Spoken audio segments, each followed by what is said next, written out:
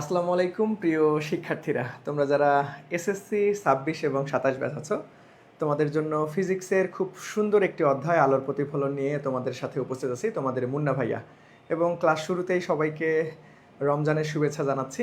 So সবাই একটু দ্রুত ক্লাসে চলে আসো। যারা অলরেডি চলে আসছো তারা আমাকে একটু বলো যে ভাইয়া আমার কথা এবং পিছনের স্ক্রিন তোমরা পারফেক্টলি দেখতে এবং সব কিছু ঠিকঠাকভাবে শুনতে পাচ্ছ কিনা।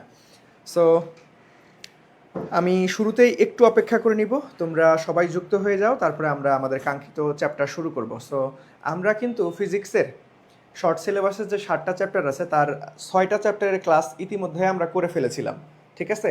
সো সামহাও একটি অধ্যায় আমার অসুস্থতার কারণে রয়ে গিয়েছিল। সো ওই একটা চ্যাপ্টার হচ্ছে আলোর প্রতিফলন। সো আজকে আমরা ওই চ্যাপ্টারটা খুব সুন্দরভাবে শেষ করে ফেলবো, ওকে? আমি জানি তোমাদের একটু প্রেশার হয়ে গেছে, যেহেতু আজকে প্রথম রমজান তারাবি পড়ে এসেই তোমাদের সঙ্গে আমার ক্লাস নিতে হচ্ছে। সো অনেকেই একটু টায়ার্ড থাকতে পারো।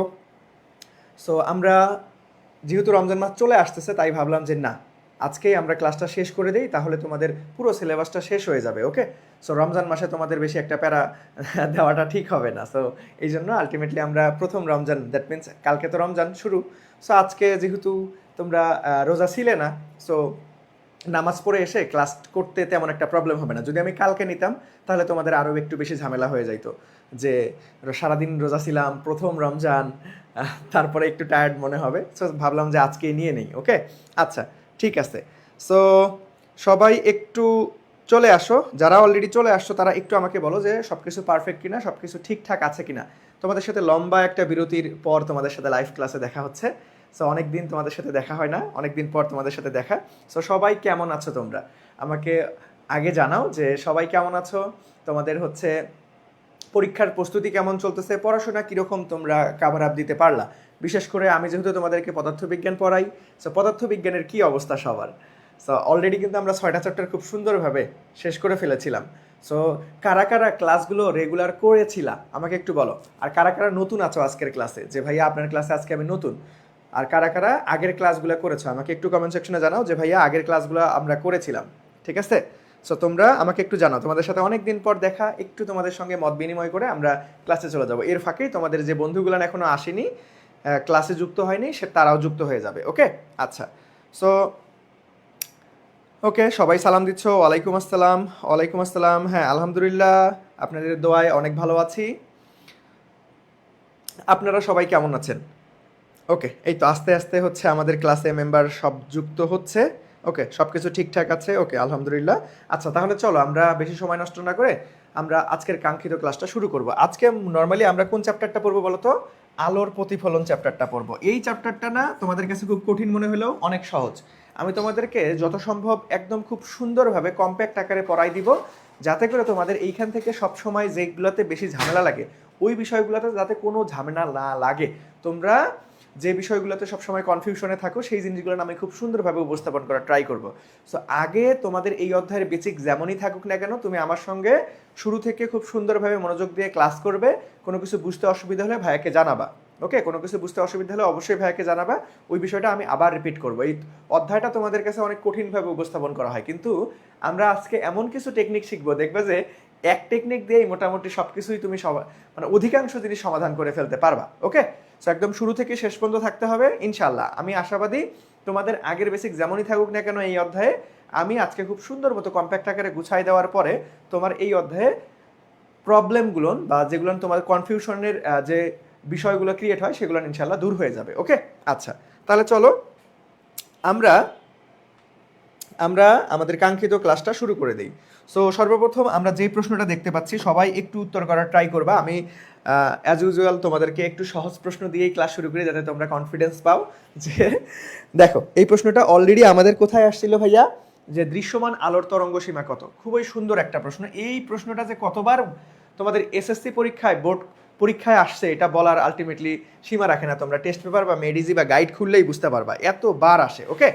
আচ্ছা, তো সবাই একটু উত্তর করো যে আমরা প্রথম কোশ্চেনটা পাচ্ছি যে ভাইয়া দৃশ্যমান আলোর তরঙ্গ দৈর্ঘ্যের যে সীমাটা, দৃশ্যমান আলোর তরঙ্গ দৈর্ঘ্য সীমা, এইটা একটু কষ্ট করে মুখস্থ রাখতে হবে বা মনে রাখতে হবে। খুবই খুবই খুবই গুরুত্বপূর্ণ। দেখি কার কার মনে আছে যে ভাইয়া দৃশ্যমান আলোর তরঙ্গ দৈর্ঘ্যের সীমা কত? দৃশ্যমান আলোর তরঙ্গ দৈর্ঘ্যের সীমা কত? সবাই একটু আমাকে উত্তর করার ট্রাই করো, ওকে?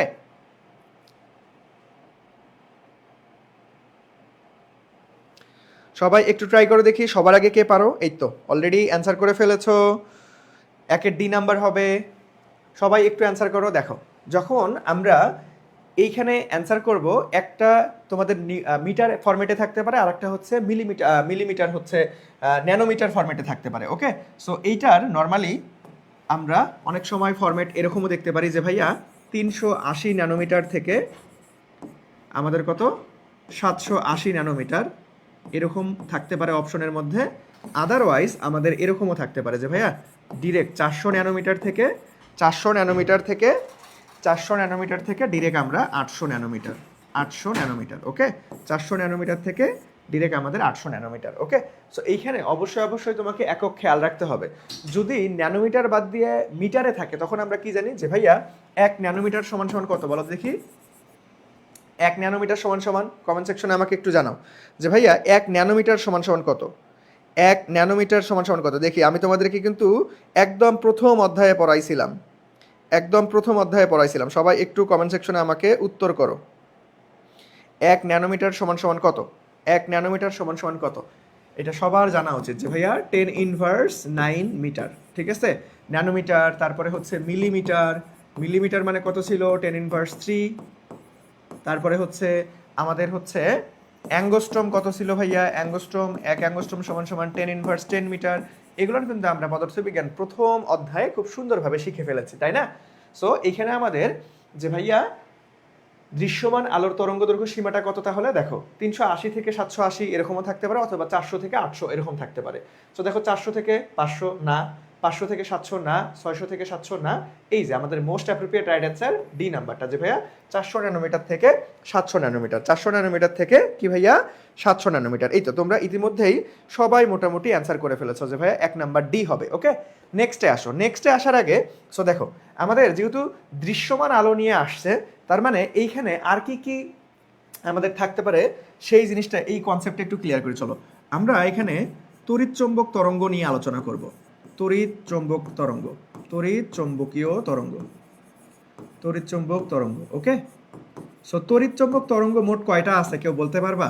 দেখো, এই টপিকটা আমি তোমাদেরকে সাজাই দিচ্ছি। এইখান থেকে তোমার এসএসসি পরীক্ষায় ইনশাল্লাহ 1 মার্ক থাকবেই, এবং আজকে খুব সুন্দর একটা টেকনিক দিয়ে তোমাদেরকে শিখাই দিব। সো তড়িৎ চৌম্বক তরঙ্গ মোট আছে কয়টা ভাইয়া? মোট আছে 7টা, মনে রাখবা। তড়িৎ চৌম্বক তরঙ্গ মোট আছে কয়টা? মোট আছে হচ্ছে 7টা। তড়িৎ চৌম্বক তরঙ্গ মোট আছে 7টা। সেটা কি? আমরা যদি একটু ক্রমান্বয়ে লিখি যে ভাইয়া 1 নাম্বারটা আমরা বলতে পারবো বেতার তরঙ্গ। কি ভাইয়া? বেতার তরঙ্গ, ওকে? এটাকে মাঝে মাঝে এরকমও বলা থাকে টেলিভিশন তরঙ্গ, ওকে?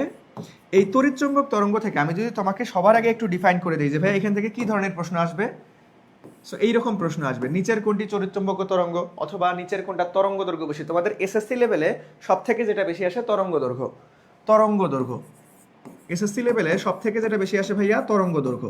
এখন প্রশ্ন যদি একটু কঠিন করে বাবা, তখন এই তরঙ্গ দৈর্ঘ্যের পাশাপাশি আর কি কি আসতে পারে আমি একটু লিখে দিচ্ছি। দেখো, তরঙ্গ দৈর্ঘ্যের পাশাপাশি কম্পাঙ্ক আসতে পারে, তরঙ্গ দৈর্ঘ্যের পাশাপাশি হচ্ছে ভেদন যোগ্যতা বা ভেদ্যতা আসতে পারে। এগুলো একটু কঠিন করলে ভেদন যোগ্যতা অথবা গতিশক্তি, একই জিনিস, কোনটার গতিশক্তি বেশি এরকমও থাকতে পারে, ঠিক আছে? সো তোমাদের এসএসসি লেভেলে সব থেকে বেশি আসবে হচ্ছে তরঙ্গ দৈর্ঘ্য। তোমরা গাইড বা টেস্ট পেপার খুললেই দেখতে পারবা যে কোনটা তরঙ্গ দৈর্ঘ্য বেশি, কোনটা তরঙ্গ দৈর্ঘ্য কম, ঠিক আছে? এই ধরনের প্রশ্ন আসে, ওকে? আচ্ছা, তাহলে আমরা একদম সর্বপ্রথম যেটা পাইলাম তড়িৎচুম্বকীয় তরঙ্গ, সেটা হচ্ছে বেতার তরঙ্গ বা টেলিভিশন ওয়েভ। কি পাইলাম ভাইয়া? বেতার তরঙ্গ বা টেলিভিশন ওয়েভ। তারপরে আমরা পাবো হচ্ছে মাইক্রোওয়েভ। 2 নাম্বারটা হচ্ছে মাইক্রোওয়েভ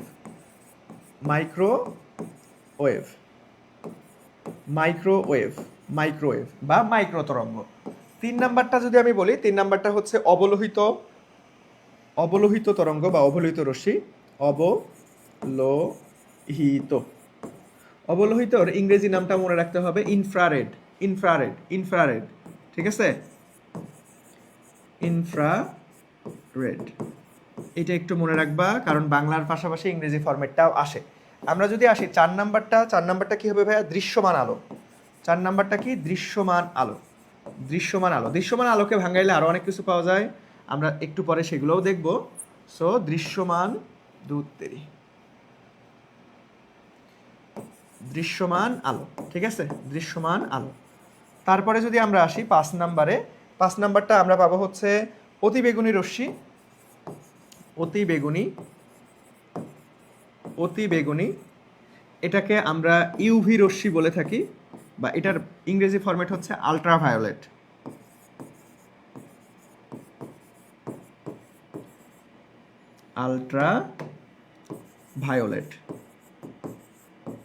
এই ইংরেজি কয়েকটার ইংরেজি লিখে দিচ্ছি, ইংরেজি ফরম্যাট। এই ইংরেজি ফরম্যাটগুলো লাগবে, কারণ পরীক্ষার হলে অলরেডি এগুলার ইংরেজি ফরম্যাট আসছিল। ওকে, 6 নাম্বারটা বলি, সেটা হচ্ছে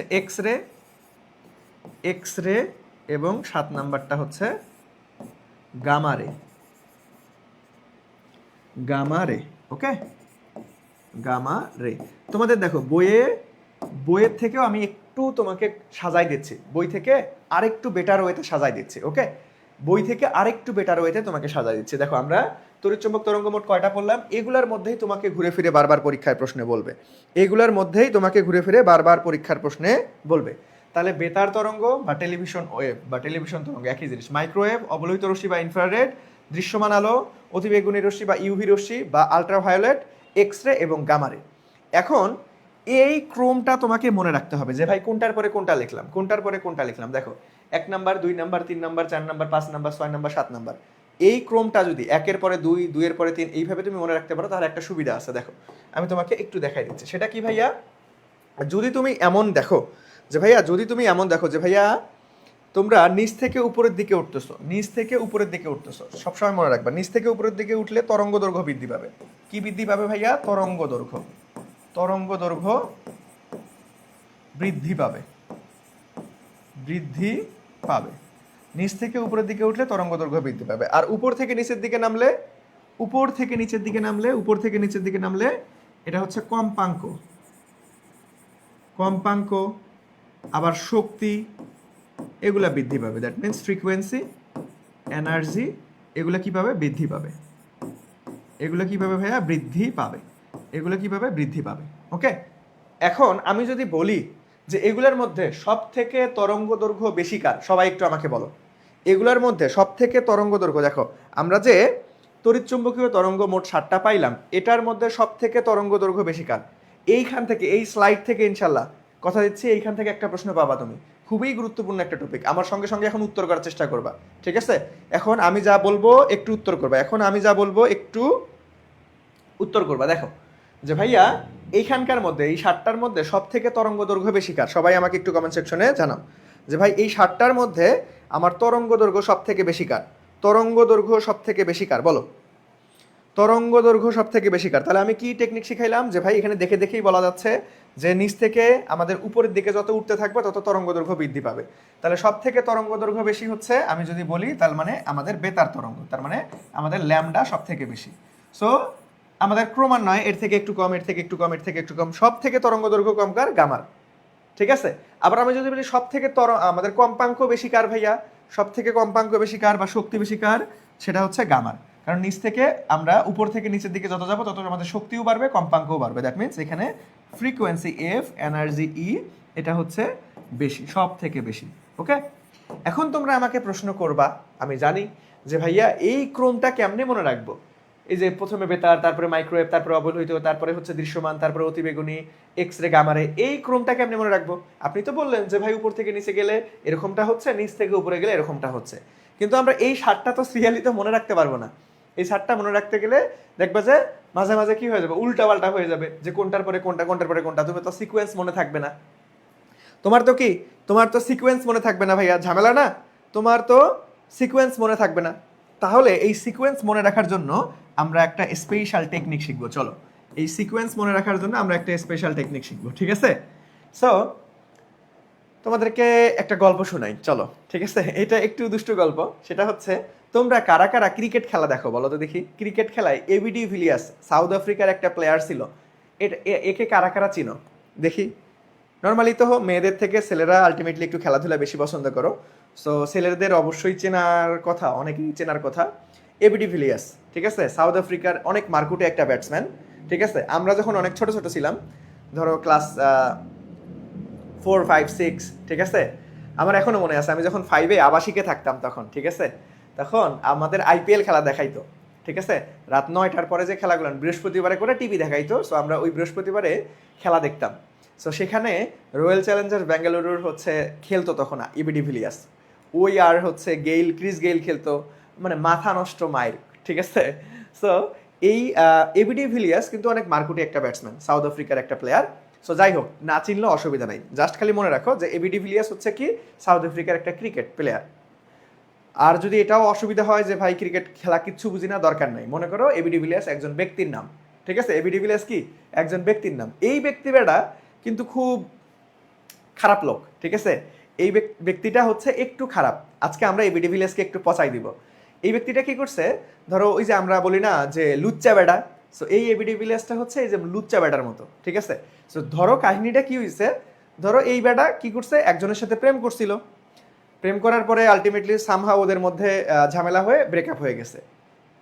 তারপরে কি হয়েছে, ওই বেটা ওর পিছনে আবার ঘোরাঘুরি করতেছে। ঠিক আছে, তার মানে কি আলটিমেটলি আবার ওই মেয়েটাকে ডিস্টার্ব করতেছে, এরকম একটা ঘটনা। তাহলে এই ঘটনাকে আমরা একটু সাজায় একটা গল্প আকারে লিখবো, গল্প থেকে আমরা এই পুরো বিষয়টা মনে রাখতে পারবো। দেখো সেটা কি, তাহলে কি চিট করছে এবিডি ভিলিয়াস, কি মেয়েটার সাথে চিট করছে, তাই না?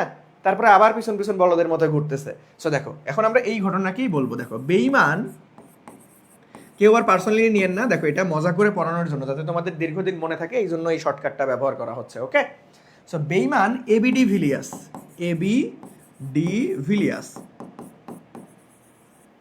বেঈমান এবিডি ভিলিয়াস এক্সের গ্রামে যায়, এক্সের গ্রামে যায়। বেঈমান এবিডি ভিলিয়াস কি করছে, এক্সের গ্রামে যায়। ঠিক আছে, ওই যে প্রথমে তো কি করছে, প্রথমে আলটিমেটলি ওদের ঝামেলা হয়েছে, ব্রেকআপ হয়ে গেছে, তার মানে বেইমানি করছে ওর সাথে। তারপরে কি আবার লুচ্চা বেটার মধ্যে আবার পিছন পিছন ঘুরতেছে। ঠিক আছে, তার মানে বেঈমান এবিডি ভিলিয়াস এক্সের গ্রামে যায়। দেখো মোটামুটি একটু ফানি, মোটামুটি একটু ফানি, কিন্তু এই লাইনটা দিয়ে তুমি এই পুরো জিনিসটার ক্রমটা মনে রাখতে পারবা। এই জিনিসটা দিয়ে এই পুরো জিনিসটার ক্রমটা মনে রাখতে পারবা। সেটা কিভাবে, দেখো আমি তোমাকে দেখাচ্ছি। তাহলে আমরা কি শিখলাম, বেঈমান এবিডি ভিলিয়াস এক্সের গ্রামে যায়, বেঈমান এবিডি ভিলিয়াস এক্সের গ্রামে যায়, বেঈমান এবিডি ভিলিয়াস এক্সের গ্রামে যায়। ওকে, আচ্ছা দেখো এই যে বে থেকে আমরা একদম ফার্স্টেরটা পাবো যে ভাইয়া, এই যে আমি একটু দাগাই দাগাই দিই, দেখো বে থেকে বেতার, বে থেকে বেতার তরঙ্গ, বেতার তরঙ্গকে মাঝে মাঝে টেলিভিশন ওয়েবও অপশনে থাকতে পারে, একই জিনিস। তারপরে মান, এই দেখো বেঈমান, মা থেকে আমরা কি পাবো ভাইয়া, মান থেকে মাইক্রোওয়েভ পাবো, মান থেকে কি পাবো, মাইক্রোওয়েভ পাবো। এখন নোট করার দরকার নাই, এখন নোট করার দরকার নাই। ঠিক আছে, আমি এই পুরো ক্লাসের দাগানো স্লাইড আমার লেখা সহ তোমাদেরকে পিডিএফটা দিয়ে দিব। এখন এই পিডিএফটা কিভাবে পাবা, পিডিএফটা পেতে আমাদের এই ক্লাসটা শেয়ার করতে হবে। শেয়ার করে স্ক্রিনশট নিয়ে আমাদের আই স্কুল পেজে মেসেজ করলে, ক্লাস শেষে মেসেজ করলে আমি তোমাদেরকে সবাইকে আমি এই পিডিএফটা দিয়ে দিব। ওকে, এখন আমার কথা মনোযোগ দিয়ে শুনবা। ঠিক আছে, এখন একটু মনোযোগ দিয়ে শুনবা। যারা যারা এখনো ক্লাসটা শেয়ার করেনি তারা একটু ক্লাসটা শেয়ার করে ভাইয়াকে কমেন্ট সেকশনে লেখো শেয়ার ডান। শুধুমাত্র তারাই এই স্লাইডটা পাবা যারা শেয়ার করবা। ওকে, সো স্লাইড দরকার হইলে আমি কিন্তু আজকে অনেক তোমাকে শর্টকাট টিপস অ্যান্ড ট্রিক্স শিখাই দিব এই অধ্যায়ের। ঠিক আছে, খুবই গুরুত্বপূর্ণ। আমি আশা করবো সবাই স্লাইডটা কালেক্ট করবা। ওকে, সো সবাই যাদের স্লাইডটা দরকার অবশ্যই অবশ্যই ক্লাসটা শেয়ার করে ফেলবা। ওকে, শেয়ার করে পেজে ইনবক্স করলেই তোমাদেরকে দিয়ে দেওয়া হবে। তাহলে দেখো বে থেকে আমরা বেতার তরঙ্গ, মান থেকে আমরা মাইক্রোওয়েভ, এবি থেকে আমরা অবলোহিত রশ্মি পাবো। এবি থেকে কি ভাইয়া, এবি থেকে অবলোহিত রশ্মি পাবো। তারপরে এই যে ডিই থেকে দৃশ্যমান, ডিই থেকে কি পাবো ভাইয়া, এই যে দৃশ্যমান, ডিই থেকে কি পাবো, দৃশ্যমান। তারপরে ভিআই, এই যে ভিআই থেকে ভায়োলেট, ইংরেজি ফর্মটা মনে রাখবো, ভায়োলেট মানেই অতিবেগুনি। ঠিক আছে, বা ইউভি রশ্মি। তাহলে ভিআই থেকে আমরা কি পাইলাম, ভায়োলেট, ভিআই থেকে ভায়োলেট পাইলাম। তারপরে এই যে এক্স রে, তো নিজেই এক্স রে। আর গ্রাম থেকে আমাদের গামারে, গ্রাম থেকে আমাদের কি ভাইয়া, গামারে, গ্রাম থেকে আমাদের গামারে। দেখছো, সো বেঈমান এবিডি ভিলিয়াস এক্স এর গ্রামে যায়, বেঈমান এবিডি ভিলিয়াস এক্স এর গ্রামে যায়। তুমি যদি এই লাইনটা মনে রাখতে পারো তাহলে তুমি ক্রমান্বয়ে যে আমাদের তড়িৎচুম্বক তরঙ্গ 7টা আছে, বেতার তরঙ্গ, মাইক্রোওয়েভ, অবলোহিত রশ্মি, দৃশ্যমান, অতিবেগুনি, এক্স রে, গামা, সব সিকোয়েন্সে মনে রাখতে পারবা। আর এটা যদি তুমি সিকোয়েন্সলি মনে রাখতে পারো তাহলে নিচের কোনটির তরঙ্গ দৈর্ঘ্য কম, নিচের কোনটির তরঙ্গ দৈর্ঘ্য বেশি, এই ধরনের প্রশ্ন তোমার কাছে পানি ভাত মনে হবে, কারণ আমরা কি জানি যে এই ক্রমটা মনে থাকলে নিচ থেকে উপরের দিকে যত যাবো তত আমাদের তরঙ্গ দৈর্ঘ্য বাড়বে, আবার উপর থেকে যত নিচের দিকে আসবো তত আমাদের কম্পাঙ্ক শক্তি বাড়বে। এগুলা বুঝতে পারছো? সবাই কি ক্লিয়ারলি বুঝতে পারছো ভাইয়া? আমাকে একটু বলো দেখি, সবাই কি ক্লিয়ারলি বুঝতে পারছো? আমাকে একটু বলো, সবাই কি ক্লিয়ারলি বুঝতে পারছো? আমাকে একটু বলো, সবাই কি ক্লিয়ারলি বুঝতে পারছো ভাইয়া যে কিভাবে আমরা এই তড়িৎচুম্বক তরঙ্গ 60টা ক্রমান্বয়ে মনে রাখতে পারবো, আবার কোনটার তরঙ্গ দৈর্ঘ্য বেশি কোনটার তরঙ্গ দৈর্ঘ্য কম এটাও পারবো, আবার কোনটার কম্পাঙ্ক বেশি কোনটার শক্তি বেশি এটাও আমরা পারবো। সো এই প্রশ্নটা তোমাদের এসএসসি বোর্ড পরীক্ষা নর্মালি তরঙ্গ দৈর্ঘ্য দিয়ে আসে, বাট আমি তোমাকে শিখাইলাম তরঙ্গ দৈর্ঘ্য থেকে যদি আরেকটু স্যারেরা পেঁচায় প্রশ্নটা, তখন আমরা কি করব যে ভাইয়া কম্পাঙ্ক, ভেদনযোগ্যতা, গতিশক্তি এগুলাও আসতে পারে। সো সেগুলাও আমি তোমাকে শিখাই দিলাম, সেগুলাও আমি তোমাকে শিখাই দিলাম, সেগুলাও আমি তোমাকে শিখাই দিলাম। সবাই কি বুঝছো এটা? আমরা কিভাবে মনে রাখবো এটা, আমরা কিভাবে মনে রাখতে পারি এটা সবাই বুঝা গেছে? এটা সবাই বুঝা গেছে? সামনে কিন্তু কোশ্চেন আছে বাবা, আমি কিন্তু তোমাদেরকে খালি পড়ায়া ছাড়া দিব না, তোমাদের কাছ থেকে পড়াটা কিন্তু আদায় করে নিব। ওকে, সামনে কিন্তু কোশ্চেন আছে, সেটার অ্যান্সার করতে হবে। এখন আসো, এখন এইখানে একটা কি আছে, দৃশ্যমান আলো আছে। এখানে দৃশ্যমান আলোকে ভাঙাইলে কয়টা বর্ণ বা কয়টা আলো আরো পাওয়া যাবে? আরো 60টা পাওয়া যাবে, সেগুলো না আমরা একটু শিখবো। চলো, সো এখন আমরা টপিক হচ্ছে দৃশ্যমান আলো নিয়ে একটু কথাবার্তা বলবো, কারণ দৃশ্যমান আলো থেকেও তোমাদের এমসিকিউ অনেকবার আসছে। কি ভাইয়া, আমরা এখন দৃশ্যমান আলো নিয়ে একটু কথাবার্তা বলবো। সো দৃশ্যমান আলো মোট কয়টা? এটাও তো ওই যে রংধনুর যে 7টা রং, এটাও তো 7টা। তাহলে আমরা কি জানি সেটাকে আমরা স্পেশালি এটা সবাই জানি, আমরা কিভাবে মনে রাখা যায় যে ভাইয়া বেনি আসহ কলা, বেনি আসহ কলা, বেনি আসহ কলা।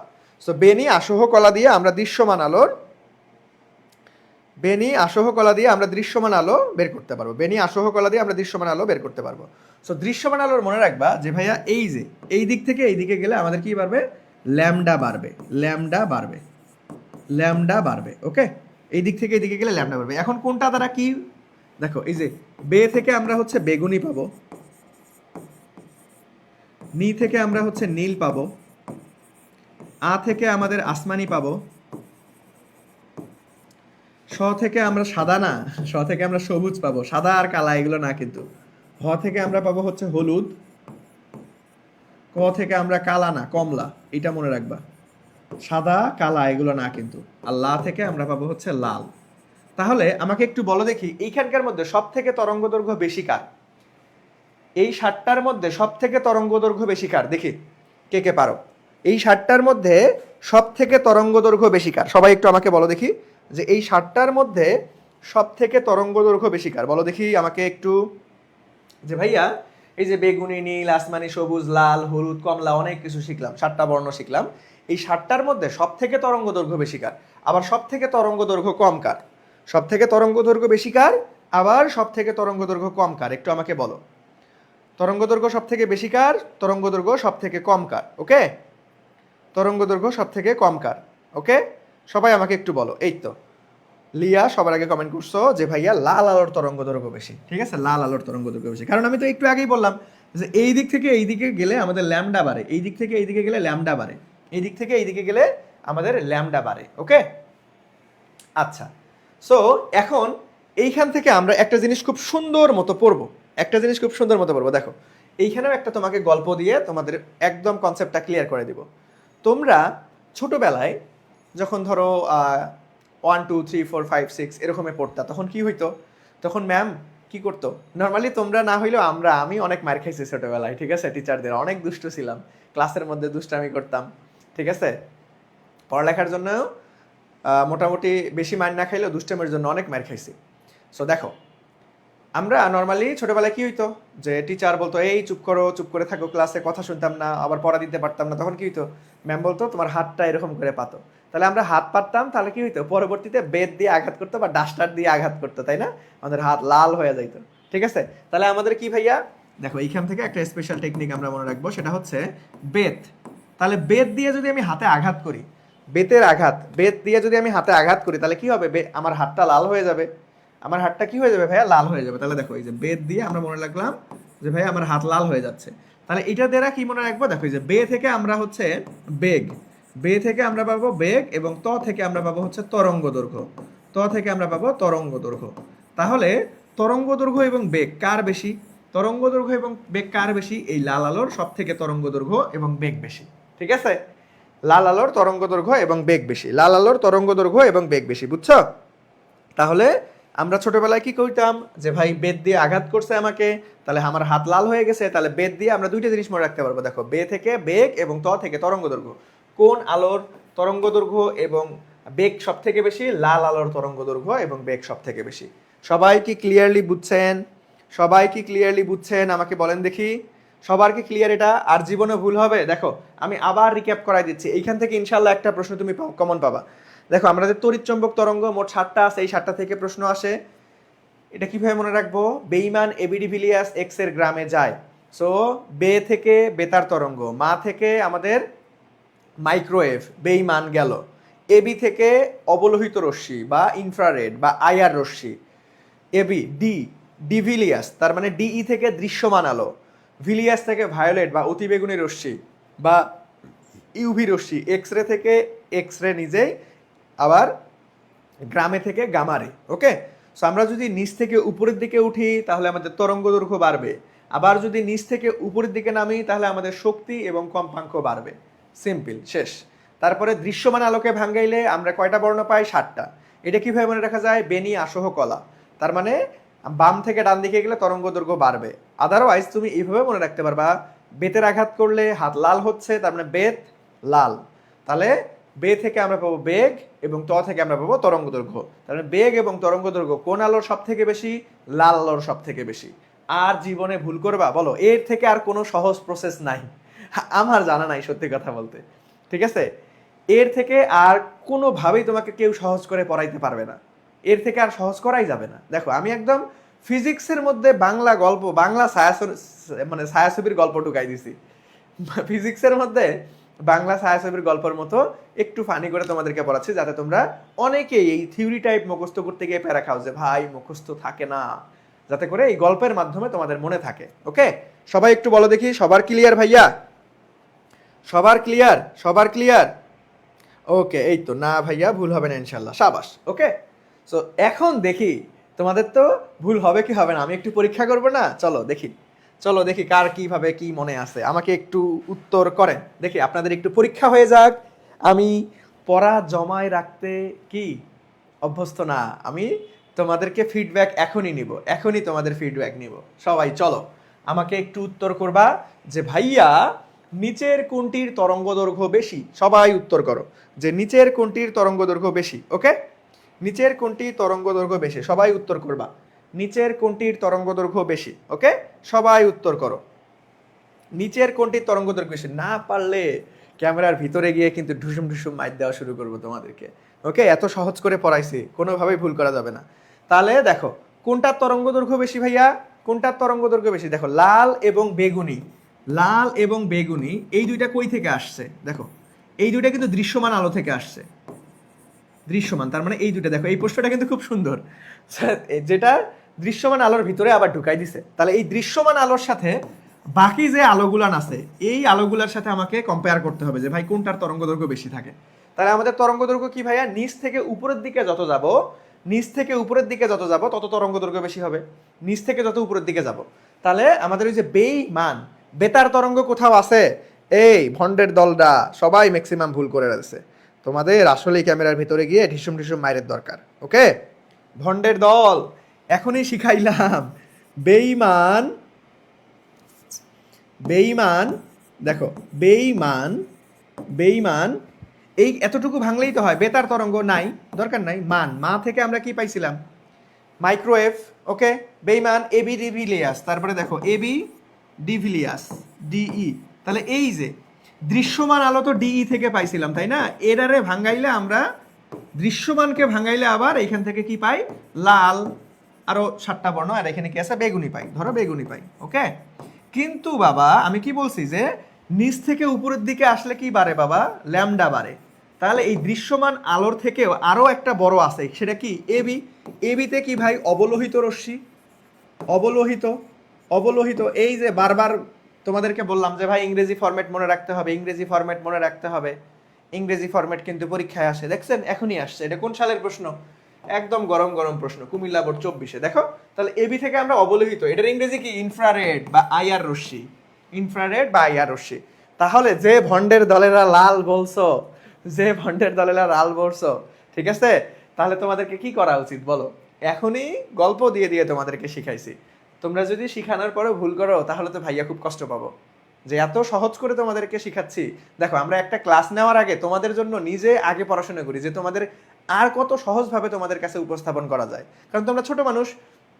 দেখা যাবে যে আমি তোমাদের কাছে এই বিষয়টা যত সহজ করতে পারবো তত তোমরা মজা পাবা ক্লাসে। ওকে, সো দেখো তাহলে মানে এই দৃশ্যমানের আগে কে আছে? এই এবি আছে, তার মানে অবলোহিত। অবলোহিতর ইংরেজি কি? ইনফ্রারেড, ইনফ্রারেড বা আইআর রশ্মি। দ্যাট মিন্স এইখানে আমাদের ক নাম্বার হবে ভাইয়া রাইট আনসার, বুঝছো? ক নাম্বার হবে, ক নাম্বার, ক নাম্বার। সবার কনফিউশন ক্লিয়ার? সবার কনফিউশন ক্লিয়ার বলো? সবার কনফিউশন ক্লিয়ার? তার মানে এইখান থেকে যেটাই প্রশ্ন আসুক না কেন একটা মাত্র লাইন দিয়ে আমরা মনে রাখতে পারবো, বেইমান এবি ডিভিলিয়ার্স এক্স এর গ্রামে যায়। মনে রাখবা, উপর থেকে নিচের দিকে গেলে তরঙ্গ দৈর্ঘ্য বাড়ে, নিচ থেকে উপরের দিকে আমাদের হচ্ছে আমাদের নিচ থেকে উপরের দিকে গেলে তরঙ্গ দৈর্ঘ্য বাড়ে, আবার উপর থেকে নিচের দিকে গেলে শক্তি বা কম্পাঙ্ক বাড়ে। ওকে, বুঝছো ভাইয়া? বুঝছো? সবাই কি ক্লিয়ার? আমাকে একটু জানাও, সবাই আমাকে জানাও। ওরে তোমরা তো অনেক চালাক, তোমরা আমাকে ভন্ডর বড় ভাই বানাই দিছো, তাই না? আচ্ছা আচ্ছা, ঠিক আছে, তাহলে চলো, তোমাদেরকে ডিল করা খুবই টাফ, ঠিক আছে?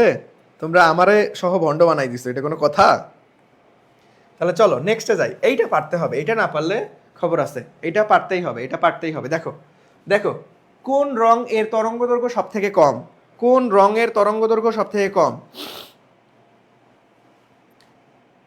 বলো তো দেখি, কোন রঙের তরঙ্গ দৈর্ঘ্য সব থেকে কম? এইটা, ওই যে দেখো এইখানে যত বর্ণ আছে সবগুলাই আমার দৃশ্যমান আলোর মধ্যে পড়তেছে, সবগুলাই দৃশ্যমান। তার মানে খালি দৃশ্যমান নিয়ে কথাবার্তা বললে বা খালি দৃশ্যমান নিয়ে চিন্তা ভাবনা করলে আমরা কিন্তু অ্যান্সার পেয়ে যাব। এইখানে আর কিছু দরকার নেই, কারণ সবগুলাই দৃশ্যমানের আন্ডারে পড়তেছে। তার মানে বেইমান এবি ডিভিলিয়ার্স এখানে লাগতেছে না। তাহলে এখানে লাগবে কি? বেনি আসহ কলা। তাহলে আমরা এটাকে শর্টকাটে মনে রাখার জন্য ওই যে হাতের মাইর খাওয়া দিয়ে মনে রাখলাম যে বেতের আঘাত করলে আমাদের কি হয়? বেতের আঘাত করলে আমাদের হাত লাল হয়ে যায়। তার মানে বেগ এবং তরঙ্গ দৈর্ঘ্য কার বেশি? লাল আলোর বেশি। আমাদের এখানে এসেছে সব থেকে কম, তার মানে বেনি আসহ কলা। তার মানে একদম এই পাশে কে আছে দেখো, সবাই একটু বলো, সবাই একটু বলো ভাইয়া, সবাই একটু বলো। তাহলে বেনি আসহ কলা, প্রথমটাই তো বেগুনি, তাহলে বেগুনিটাই তো সব থেকে কম।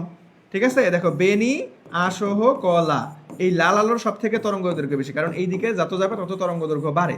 তাহলে এইখানে এই কর্নারে যে আছে সব থেকে কম তারই, তাহলে এই কর্নারে কে আছে? বেনি, বেনি, বে থেকে আমরা বেগুনি, এটাই রাইট আনসার। তার মানে ক নাম্বারটা রাইট আনসার, বুঝছো? ক নাম্বারটা রাইট আনসার। সবার ক্লিয়ার ভাইয়া? সবার ক্লিয়ার? তাহলে আমাদের কি থাকতেছে? ক নাম্বারটা রাইট আনসার। সবাই কি ক্লিয়ারলি বুঝতে পারছেন?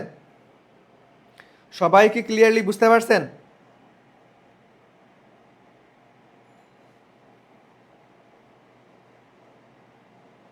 বুঝতে পারছো ভাইয়া? এই তো সাবাস, মোটামুটি সবাই পারতেছো। ওকে, ধন্যবাদ। তাহলে চলো এখন আমরা আস্তে আস্তে সামনের দিকে আগাবো। ওকে, তাহলে দেখো এই প্রশ্নটা মোটামুটি অনেক সহজ, কিন্তু একটু খেয়াল যদি তুমি না করো তাহলে কিন্তু তোমার কাছে একটু কঠিন হয়ে যাবে। সো এখানে আমাদের একটা ডায়াগ্রাম দেওয়া আছে, আপাতন কোণ, প্রতিফলন কোণ, আপাতিত রশ্মি, প্রতিফলিত রশ্মি দেওয়া আছে। তাহলে তোমাকে এখানে বের করতে বলছে যে ভাইয়া চিত্রটিতে প্রতিফলন কোণের মান কত? চিত্রটিতে প্রতিফলন কোণের মান কত? চিত্রটিতে প্রতিফলন কোণের মান কত? ওকে, তো সবাই একটু আমাকে বলো, সবাই একটু আমাকে বলো, এটার উত্তর করো দেখি সবাই কে কে পারো। এই যে সবাই খুব সুন্দর মতো অ্যান্সার করে ফেলছো, সবাই খুব সুন্দর মতো অ্যান্সার করে ফেলছো। যে ভাইয়া ক নাম্বার? হ্যাঁ আব্বু, আমি ক্লাস নিচ্ছি, ক্লাসটা শেষ করে ফোন দিচ্ছি।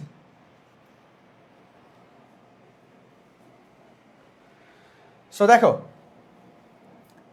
দেখো প্রতিফলন কোণ এটা কত হবে? তাহলে এইটা কিন্তু একদম বেসিক একটা সূত্র, কিন্তু এইখানে একটু ঝামেলা করে রাখছে স্যারেরা। ঠিক আছে, দেখো আমরা আমরা এইখান থেকে একদম বই থেকে বেসিক কি জানি? যে ভাইয়া প্রতিফলন দুইটা সূত্র মেনে চলে। ঠিক আছে, আমরা দ্বিতীয় নাম্বার সূত্রটা কি জানি? দ্বিতীয় সূত্র কি জানি? যে ভাইয়া আপাতন কোণ আর হচ্ছে প্রতিফলন কোণ, এই দুইটা সমান সমান হবে দ্বিতীয় সূত্র থেকে। এটা কি? Second law. এটা যে সেকেন্ড ল, এইটা থেকেও মাঝে মাঝে প্রশ্ন আসে যে ভাই আপাতন কোণ প্রতিফলন কোণ সমান, এটা কোন সূত্র থেকে আসছে? দ্বিতীয় সূত্র থেকে আসছে। কোন সূত্র? দ্বিতীয় সূত্র, দ্বিতীয়। ওকে, মনে রাখবা। আর প্রথম সূত্রটা কি, যে আপাতন কোণ প্রতিফলন কোণ, আপাতন কোণ এবং প্রতিফলন কোণ এরা একই সমতলে থাকবে, এরা একই সমতলে থাকবে, এটা হচ্ছে প্রথম। ঠিক আছে, আচ্ছা এখন এই আপাতন কোণ এবং প্রতিফলন, এইখানে একটা নোট লিখে নাও তোমরা, লেখার দরকার নেই, আমি তো তোমাকে দাগানো স্লাইডটা দিয়ে দিব। সো এই দাগানো স্লাইডটা পেতে ক্লাসটা শেয়ার করতে হবে, যারা ক্লাসটা শেয়ার করবা তারাই শুধু দাগানো স্লাইড পাবা, ওকে? যাদের এই স্লাইড প্রয়োজন, পিডিএফটা প্রয়োজন, তারা ক্লাসটা শেয়ার করে পেজে ইনবক্স করবা ক্লাস শেষে, আমি সবাইকে পিডিএফ দিয়ে দিব, ওকে? দেখো এই আপাতন কোণ এবং প্রতিফলন কোণ অলওয়েজ তোমার কি হবে, অভিলম্ব থেকে কাউন্ট করবা, অলওয়েজ অভিলম্ব, অভিলম্ব থেকে, অভিলম্ব থেকে কাউন্ট করব, অভিলম্ব থেকে কাউন্ট করব। তাহলে দেখো এইখানে আমাদের অভিলম্ব কোনটা, এই যে ভাইয়া এটা অভিলম্ব কোনটা, এটা। তাহলে তোমাকে কোনটা সবসময় দেখো, আমরা যখন নর্মাল কোণ মাপি, যখন নর্মাল কোণ মাপি তখন সবসময় ভূমি থেকে কাউন্ট করি না, যে ভাইয়া এইখান থেকে আমাকে কাউন্ট শুরু করতে হবে, এই ভূমি থেকে আমরা মাপা শুরু করি। আর তোমার এইখানে আমাকে কি করতে হবে, অভিলম্ব থেকে মাপা শুরু করতে হবে। তাহলে দেখো এই কোণটা না, কিন্তু এই কোণটা না, আমাকে এই যে এই কোণটা, এটা যেহেতু আপতিত রশ্মি, এটা যেহেতু আপতিত রশ্মি, তাহলে আমার অভিলম্বের সাথে যতটুকু কোণ উৎপন্ন করবে সেটাই হচ্ছে আই এর মান, মানে আপতন কোণের মান। আর প্রতিফলন, আপতন কোণ এবং প্রতিফলন কোণ যেহেতু সমান, তার এইটা, এইটা কি ভাইয়া, এতটুকু হচ্ছে আমাদের আর, এতটুকু কিন্তু আর, এইটা কিন্তু ভুল, এটা কিন্তু আর না বাবা। দেখো সবসময় কার সঙ্গে, অলওয়েজ অভিলম্বর সাথে আমরা তুলনা করব। তাহলে দেখো এইখানে দেওয়া আছে এইটা 30 ডিগ্রি, এটা কি আপতন কোণ না, এইটা আপতন কোণ না, তাহলে এটা কত, দেখো পুরোটা 90, তাহলে 60। তাহলে যদি আপতন কোণ 60 হয়, তাহলে প্রতিফলন আমাদের কোণ কত হবে, এটাও 60 ডিগ্রি। তাহলে যারা ক নাম্বার দিয়েছেন তারা একদম কি শুভ অঙ্করের ফাঁকিতে পা দিয়েছো। সো আমাদের অ্যান্সার কত হবে, আমাদের গ নাম্বারটা রাইট অ্যান্সার হবে, ওকে? সো দেখো খুব সিম্পল একটা প্রশ্ন, জাস্ট একটু ঘুরাই দিছে, খুব সিম্পল একটা প্রশ্ন, জাস্ট একটু ঘুরাই দিছে। তাহলে আপতন কোণ প্রতিফলন কোণ সমান, বাট এইখানে আপতন কোণ এবং প্রতিফলন কোণ কার সাপেক্ষে আমরা নির্ণয় করব, সব সময় মনে রাখবো যে ভাইয়া অভিলম্বর সাথে নিতে হবে। আমাকে কোথায় নিতে হবে, অভিলম্ব থেকে নিতে হবে। কোথায় নিতে হবে ভাইয়া, অভিলম্ব থেকে নিতে হবে। এই তো ম্যাক্সিমাম সবাই ঠিক করছো, সবাইকে ধন্যবাদ, ওকে? ম্যাক্সিমাম সবাই ঠিক করছো, সবাই ধন্যবাদ। তাহলে চলো নেক্সটে যাই। দেখো এই যে পরের কোশ্চেনটা দেখো, সিলভারিং করা হয়ে থাকে গোলীয় দর্পণের উভয় পৃষ্ঠে, উত্তল দর্পণের অবতল অংশে, অবতল দর্পণের অবতল অংশে, অপসারী দর্পণের উত্তল অংশে। এটা একদম সহজ একটা প্রশ্ন, এটা একদম সহজ একটা প্রশ্ন। আমাকে একটু বলো দেখি, এটা একদম সহজ একটা প্রশ্ন, এটা একটু বলো দেখি।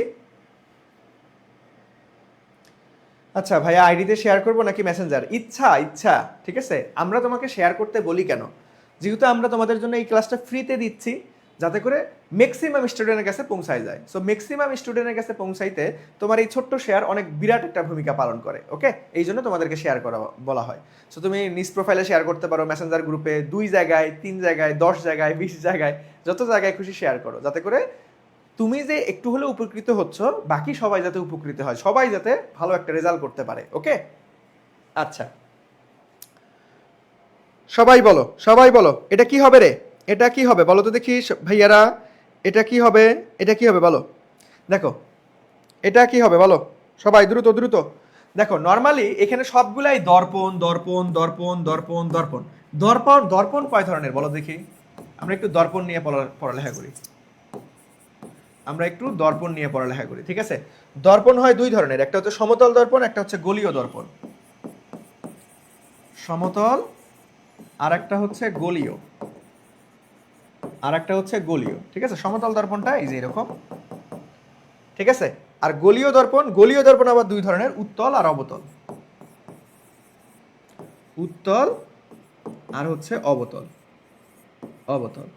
তাহলে অলওয়েজ মনে রাখবা যে ভাইয়া উত্তল দর্পণটা একে অপরের বিপরীত। উত্তল দর্পণে অবতল পাশে পাড়া লাগানো থাকবে বা সিলভারিং করা থাকবে, উত্তলের অবতল পাশে। আর অবতলের, আমাদের অবতলের যদি আমরা বলি যে ভাই অবতলের, অবতল দর্পণ, তাহলে অবতল দর্পণের উত্তল পাশে পাড়া লাগানো থাকবে, উত্তল পাশে পাড়া লাগানো থাকবে, বুঝছো? তাহলে আমি যদি একটু সুন্দর মতো বলি যে ভাইয়া অবতলের উত্তল পাশে পাড়া থাকবে, উত্তলে পাড়া, উত্তলে পাড়া বা সিলভারিং করা থাকবে। আর উত্তলের এটার উল্টা অবতলে পাড়া থাকবে, অবতলে পাড়া লাগানো থাকবে বা সিলভারিং করা থাকবে। তাহলে দেখো তো আমরা এই কোশ্চেনের উত্তরটা পারি কিনা।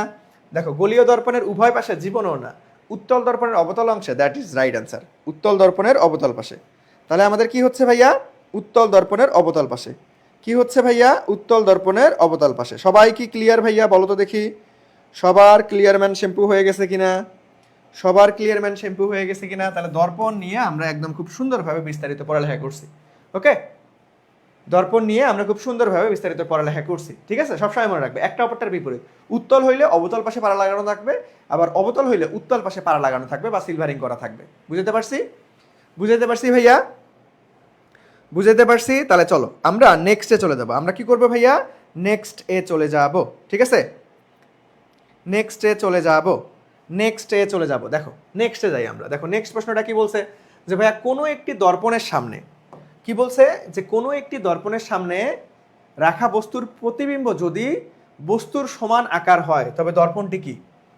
দেখো কোনো দর্পণের সামনে রাখা বস্তুর প্রতিবিম্ব, বস্তুর প্রতিবিম্বটা যদি বস্তুর সমান হয়, বস্তুর প্রতিবিম্ব যদি বস্তুর সমান হয় তাহলে কি হবে? সবাই একটু চেষ্টা করে দেখি ভাইয়া, বস্তুর প্রতিবিম্ব যদি আলটিমেটলি বস্তুর সমান হয়ে যায় তখন কি হবে? বস্তুর প্রতিবিম্ব বস্তুর সমান হইলে কি হয়?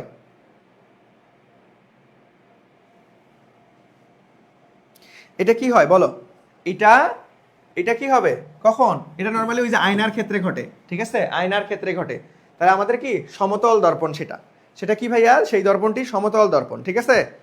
সমতল দর্পণ, এটা মনে রাখবা। সাধারণত আয়না কিংবা দর্পণের প্রতিবিম্ব, সাধারণত আমরা যেটা আয়না ব্যবহার করি, আয়না বা দর্পণের প্রতিবিম্ব, দর্পণের প্রতিবিম্ব।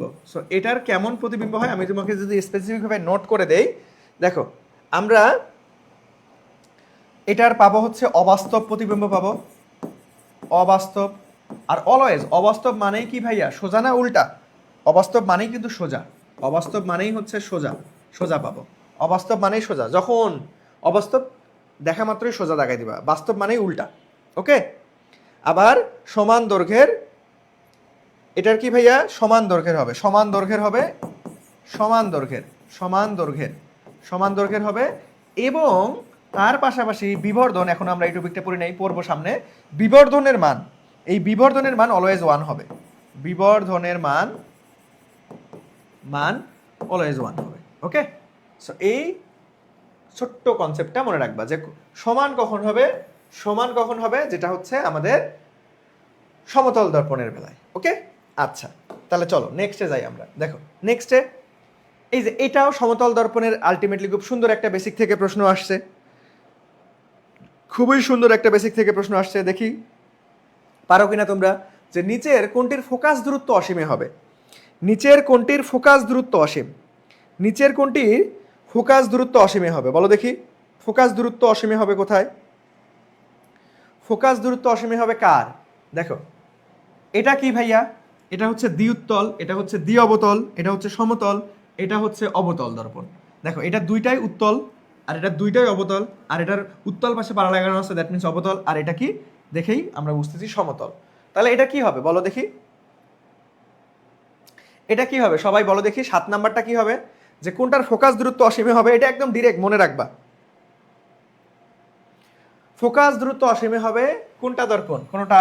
দেখো আমাদের সমতল, সমতল দর্পণের ফোকাস দূরত্ব অসীমে হয়।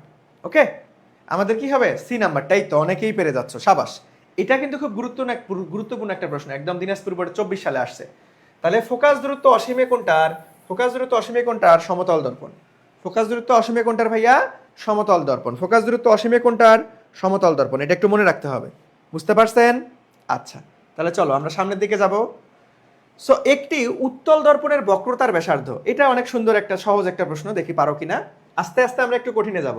তোমরা সব থেকে কোনটাতে প্যারা খাও, আজকে ওইটাই সব থেকে সহজভাবে তোমাকে পড়াই দিব, ঠিক আছে? যে অবতল দর্পণের বেলায় আলটিমেটলি আমরা কি জানি, যে ভাইয়া আমাদের প্রকৃতি, অবস্থান, কোনটা সোজা হবে, কোনটা উল্টা হবে, কোনটা বিবর্ধিত হবে, কোনটার অবস্থান কোথায় হবে, এইটা তোমরা প্যারা খাও না। আজকে একদম খুব সুন্দর একটা মেথড শিখাই দিব, যতই ঘুরে পেঁচায় প্রশ্ন আসুক না কেন, ওই একটা মেথড দিয়ে সকল প্রশ্নের উত্তর করতে পারবো। ওকে, সো দেখো আগে আমরা আস্তে আস্তে যাই, ঠিক আছে? সব টপিকেই আমরা টাচ করব, সব টপিকেই সব সুন্দরভাবে পড়াই দিব। ওকে, একবারে লাভ দিয়ে যাওয়া যাবে না, আমরা সবগুলো টপিকই এক এক করে পড়বো। সো দেখো কি বলছে, যে ভাই একটি উত্তল দর্পণের বক্রতার ব্যাসার্ধ, একটি উত্তল দর্পণের বক্রতার ব্যাসার্ধ দেওয়া আছে 10 সেন্টিমিটার হলে ফোকাস দূরত্ব। এখন ফোকাস বক্রতা এগুলো আসলে কি, ফোকাস বক্রতা এগুলো আসলে কি, চলো তোমাদেরকে আগে এই জিনিসটা একটু সুন্দরভাবে শিখাই দেই আমি, যে ভাইয়া ফোকাস বক্রতা এগুলো আসলে কি, ফোকাস বক্রতা এগুলো আসলে কি, এই জিনিসগুলো আগে সুন্দর মতো তোমাদেরকে ক্লিয়ার করতে হবে। ওকে, সো আমি আশা রাখি তোমরা সবাই জানো, কিন্তু তারপরেও আমি তোমাদেরকে একটু দেখাই দিব। ওকে, সো আমি একটা স্লাইড এইখানে নিয়ে আসি, তাহলে তোমাদের বুঝাইতে সুবিধা হবে।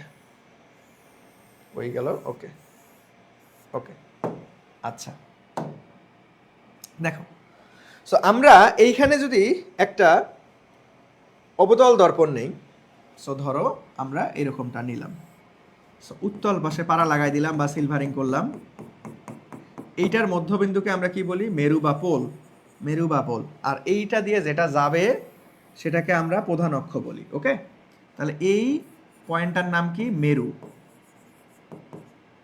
মেরু, আর এই পয়েন্টটার নাম কি, মেরুর মধ্য দিয়ে যেটা গেল সেটা হচ্ছে প্রধান অক্ষ, প্রধান অক্ষ। সবাই একটু, আমি জানি তোমরা সবাই এগুলো জানো, তবুও একটু কনফিউশন ক্লিয়ার করার জন্য সবার উদ্দেশ্যে আমি একটু দেখাই দিই, ঠিক আছে? তাহলে দেখো এটা কি ভাই, এটা সার্টেন একটা কি, দেখো আমি তোমাকে একটু দেখাই, এটা কি, এটা একটা গোলকের অংশ না, এটা একটা গোলকের অংশ না, যদি আমরা একটা গোলক অঙ্কন করি, দেখো এটা একটা গোলকের অংশ না, এটা একটা গোলকের এই অল্প একটু অংশ কাইটা নিছি না আমরা, একটা গোলকের অংশ তো, তাই না? তাহলে একটা গোলক, গোলকের কি থাকে, একটা ব্যাসার্ধ থাকবে, তাই না? তাহলে এই গোলকের একটা কি থাকবে ভাইয়া, এই গোলকের একটা ব্যাসার্ধ থাকবে। তাহলে আমি গোলকটা ডিলিট করে দিই। ওকে, দেখো এটা কিন্তু গোলক থেকে আমরা কাইটা নিছি। তাহলে ধরো এই গোলকের এইখানে এইটা হচ্ছে ব্যাসার্ধ ছিল, এই গোলকের এইটা ব্যাসার্ধ ছিল। ওকে, তাহলে এটা ছিল ব্যাসার্ধ। ওকে, আচ্ছা ব্যাসার্ধটা একটু দূরে লিখি তাহলে সুবিধা হবে। ওকে, তাহলে দেখো এইটাকে আমরা কি কি লিখতে পারবো, দেখো এটা কেন্দ্র থেকে এইটা, এইখানে থাকবে হচ্ছে ফোকাস, এটাকে থাকবে আমরা বক্রতার কেন্দ্র, ঠিক আছে? তাহলে দেখো এই সিটা কি, সিটা আমরা পাবো হচ্ছে বক্রতার কেন্দ্র, বক্রতার, বক্রতার কেন্দ্র, বক্রতার কেন্দ্র। ওকে, আর এটা হচ্ছে ফোকাস দূরত্ব, এটাকে বলবো আমরা ফোকাস, এটাকে বলবো আমরা ফোকাস। ওকে, সো আমাদের, আর এই যে এই এতটুকুকে আমরা বলবো বক্রতার ব্যাসার্ধ, দ্যাট মিনস ছোট হাতের আর। এটা কি পাইলাম আমরা, বক্রতার ব্যাসার্ধ, বক্রতার ব্যাসার্ধ, বক্রতার ব্যাসার্ধ। ওকে, বক্রতার ব্যাসার্ধ। তাহলে এইখান থেকে আমরা একটা সূত্র সবাই জানি, একটা সূত্র কি, সব থেকে মহা ইম্পর্টেন্ট যেই সূত্রটা, যেটা পরীক্ষায় সব সময় বেশি আসে, সেই সূত্রটা কি জানি আমরা, যে ভাইয়া 1 divided by u plus 1 divided by v equals to 1 divided by f, এই সূত্রটা জানি। এখন ইউ ভি এফ, এফ তো জানলাম, ইউভিটা কি আসলে, এফ তো জানলাম, ইউভিটা কি আসলে, এইটাই তো জানার বিষয়, তাই না?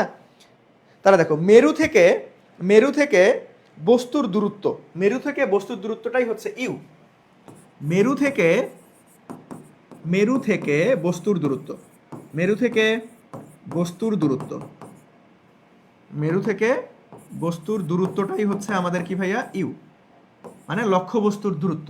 দ্যাট মিনস আমরা সেটাকে ইউ দ্বারা প্রকাশ করি।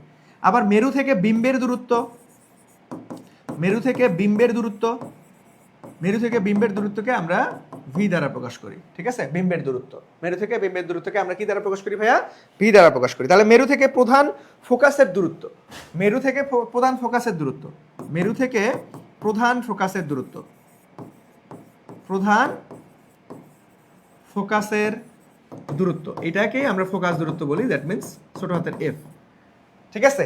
এটাকে আমরা কি বলি, আমরা প্রধান ফোকাস বলি। ওকে, আবার মেরু থেকে বক্রতার কেন্দ্র পর্যন্ত যে দূরত্ব, মেরু থেকে বক্রতার কেন্দ্র পর্যন্ত যে দূরত্বটাকে, সেটাকেই বলতেছি। দেখো মেরু থেকে বক্রতার কেন্দ্র, বক্রতার কেন্দ্র, বক্রতার কেন্দ্রের দূরত্ব, এটাকে আমরা বলি বক্রতার কেন্দ্র, এটাকে আমরা বলি ছোট হাতের আর, বক্রতার কেন্দ্রের ব্যাসার্ধ, দ্যাট মিনস আমাদের বক্রতার ব্যাসার্ধ, বক্রতার ব্যাসার্ধ।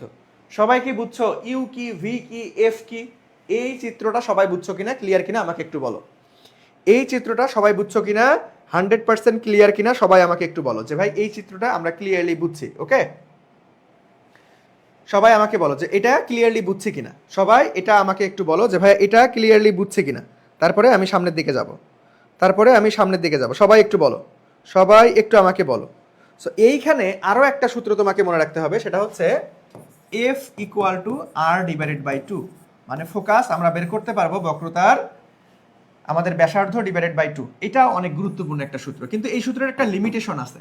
এই লিমিটেশন বলতে পারবা যে ভাই এই সূত্রের লিমিটেশন কি? এই সূত্রটা সব জায়গায় প্রযোজ্য হলে লেন্সের জায়গায় প্রযোজ্য হবে না, লেন্সের জায়গায় লেন্সে প্রযোজ্য নয়, প্রযোজ্য নয়। কিন্তু কিন্তু আমরা যে এই সূত্রটা পাইলাম, দেখো আমাদের 1 divided by u plus 1 divided by v equal to 1 divided by f. এইটা সমতল উত্তল অবতল লেন্স দর্পণ সব জায়গায়, সমতল উত্তল অবতল লেন্স দর্পণ সব জায়গায় এটা ব্যবহার করা যাবে। ওকে, এটার লিমিটেশন নাই, কিন্তু এইটা শুধুমাত্র কিসের ক্ষেত্রে? আমাদের দর্পণ, দ্যাট মিন্স লেন্সে কিন্তু আসবে না, লেন্সে এটা প্রযোজ্য হবে না। ওকে, বুঝতে পারছি? সবাই আমাকে একটু বলো ক্লিয়ার কিনা, ঠিক আছে? সবাই আমাকে একটু বলো ক্লিয়ার কিনা। এখন এইখান থেকে যতই প্রশ্ন ঘুরায় পেঁচে আসুক না কেন পারবো। আমরা একদম পরিচিতি পর্বটা খুব সুন্দর মতো ক্লিয়ার আউট করছি, একদম পরিচিতি পর্বটা ভাইয়া খুব সুন্দর মতো ক্লিয়ার আউট করছি। ওকে, আচ্ছা, তাহলে এখন তোমরা নিজেরাই একটু উত্তর করো দেখি। দেখো এখানে কি বলছে, উত্তল দর্পণ, এটা কিন্তু লেন্স না, সবার আগে খেয়াল করো। আমরা লেন্সের বেলায় কিন্তু ফোকাসের ওই সূত্রটা ব্যবহার করতে পারবো না, ঠিক আছে, F equal to R by two, but দর্পণে ব্যবহার করতে পারবো। দেখো আমাদের বক্রতার ব্যাসার্ধ দেওয়া আছে 10 সেন্টিমিটার, দ্যাট মিন্স এটা কার মান? আর এর মান হলে ফোকাস দূরত্ব কত হবে? তার মানে এফ এর মান বের করতে বলছে ভাই। একদম সিম্পল সূত্র যে ভাই আর ডিভাইডেড বাই টু এফ এর মান। দেখো এটা কি সেন্টিমিটারে নিব নাকি মিটারে নিব? দেখো সেন্টিমিটার, এইখানেও চাইছে তোমাকে উত্তর সেন্টিমিটার, এখানেও সেন্টিমিটার আছে। তাহলে দেখো আমরা কি করব ভাইয়া,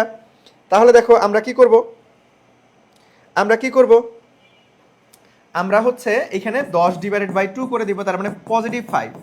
কিন্তু পজিটিভ 5 হবে না, আমাদের নেগেটিভ 5 হবে। এখন নেগেটিভ 5 কেন, এটা আমি তোমাদেরকে বিস্তারিত একটু বলবো, ঠিক আছে?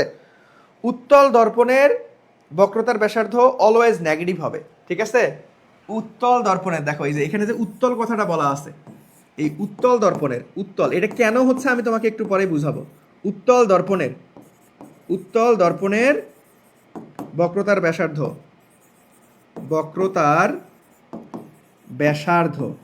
উত্তল দর্পণের বক্রতার ব্যাসার্ধ আমাদের অলওয়েজ কি হবে? নেগেটিভ হবে, অলওয়েজ নেগেটিভ।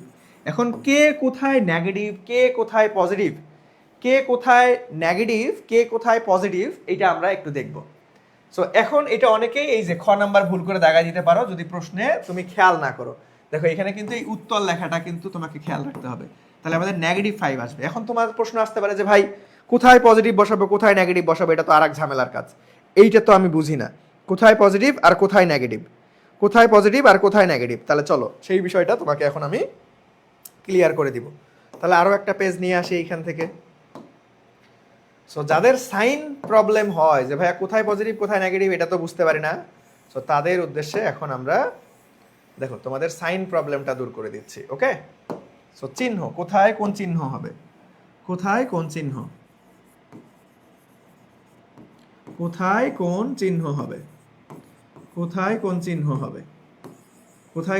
হবে, এই জিনিসটা অনেকেরই তোমাদের ঝামেলা হয়, অনেকেরই এটা নির্ণয় করতে ঝামেলা হয়, সেটা আমি তোমাকে একটু দেখাই দিচ্ছি। দেখো সাইন চিহ্ন কোথায় কি হবে, ঠিক আছে? দেখো এইটার জন্য আমরা একটা স্পেশাল টেকনিক শিখবো। দেখো স্পেশাল টেকনিক, একটা লাইন, এটা মনে রাখবা, এটা একদম সহজ, আমি লিখে দেই তোমাকে, নোট করে দিই। দেখো কোনো আলোকরশ্মি একটি তলে আপতিত হলে কোনো আলোকরশ্মি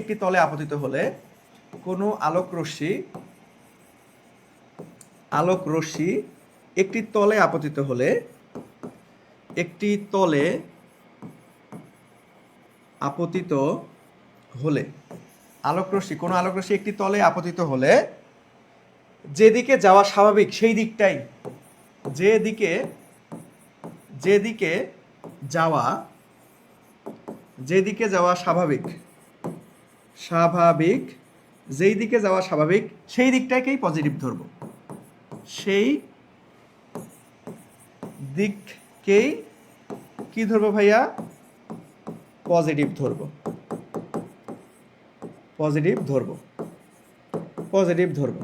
ওকে, তাহলে আলোক রশ্মি কোনো এক জায়গায় আপতিত হইলে যেই দিকে যাওয়াটা স্বাভাবিক সেটাকেই আমরা পজিটিভ ধরবো, সেটাকেই আমরা কি করবো ভাইয়া? পজিটিভ ধরবো। ওকে, এখন একটু ভালো মতো মনোযোগ দিয়ে দেখো, এখন একটু ভালো মতো মনোযোগ দিয়ে দেখো, উত্তল দর্পণ অবতল দর্পণ দুইটার ক্ষেত্রেই আমরা দেখব, উত্তল দর্পণ অবতল দর্পণ দুইটার ক্ষেত্রেই আমরা দেখব। ওকে,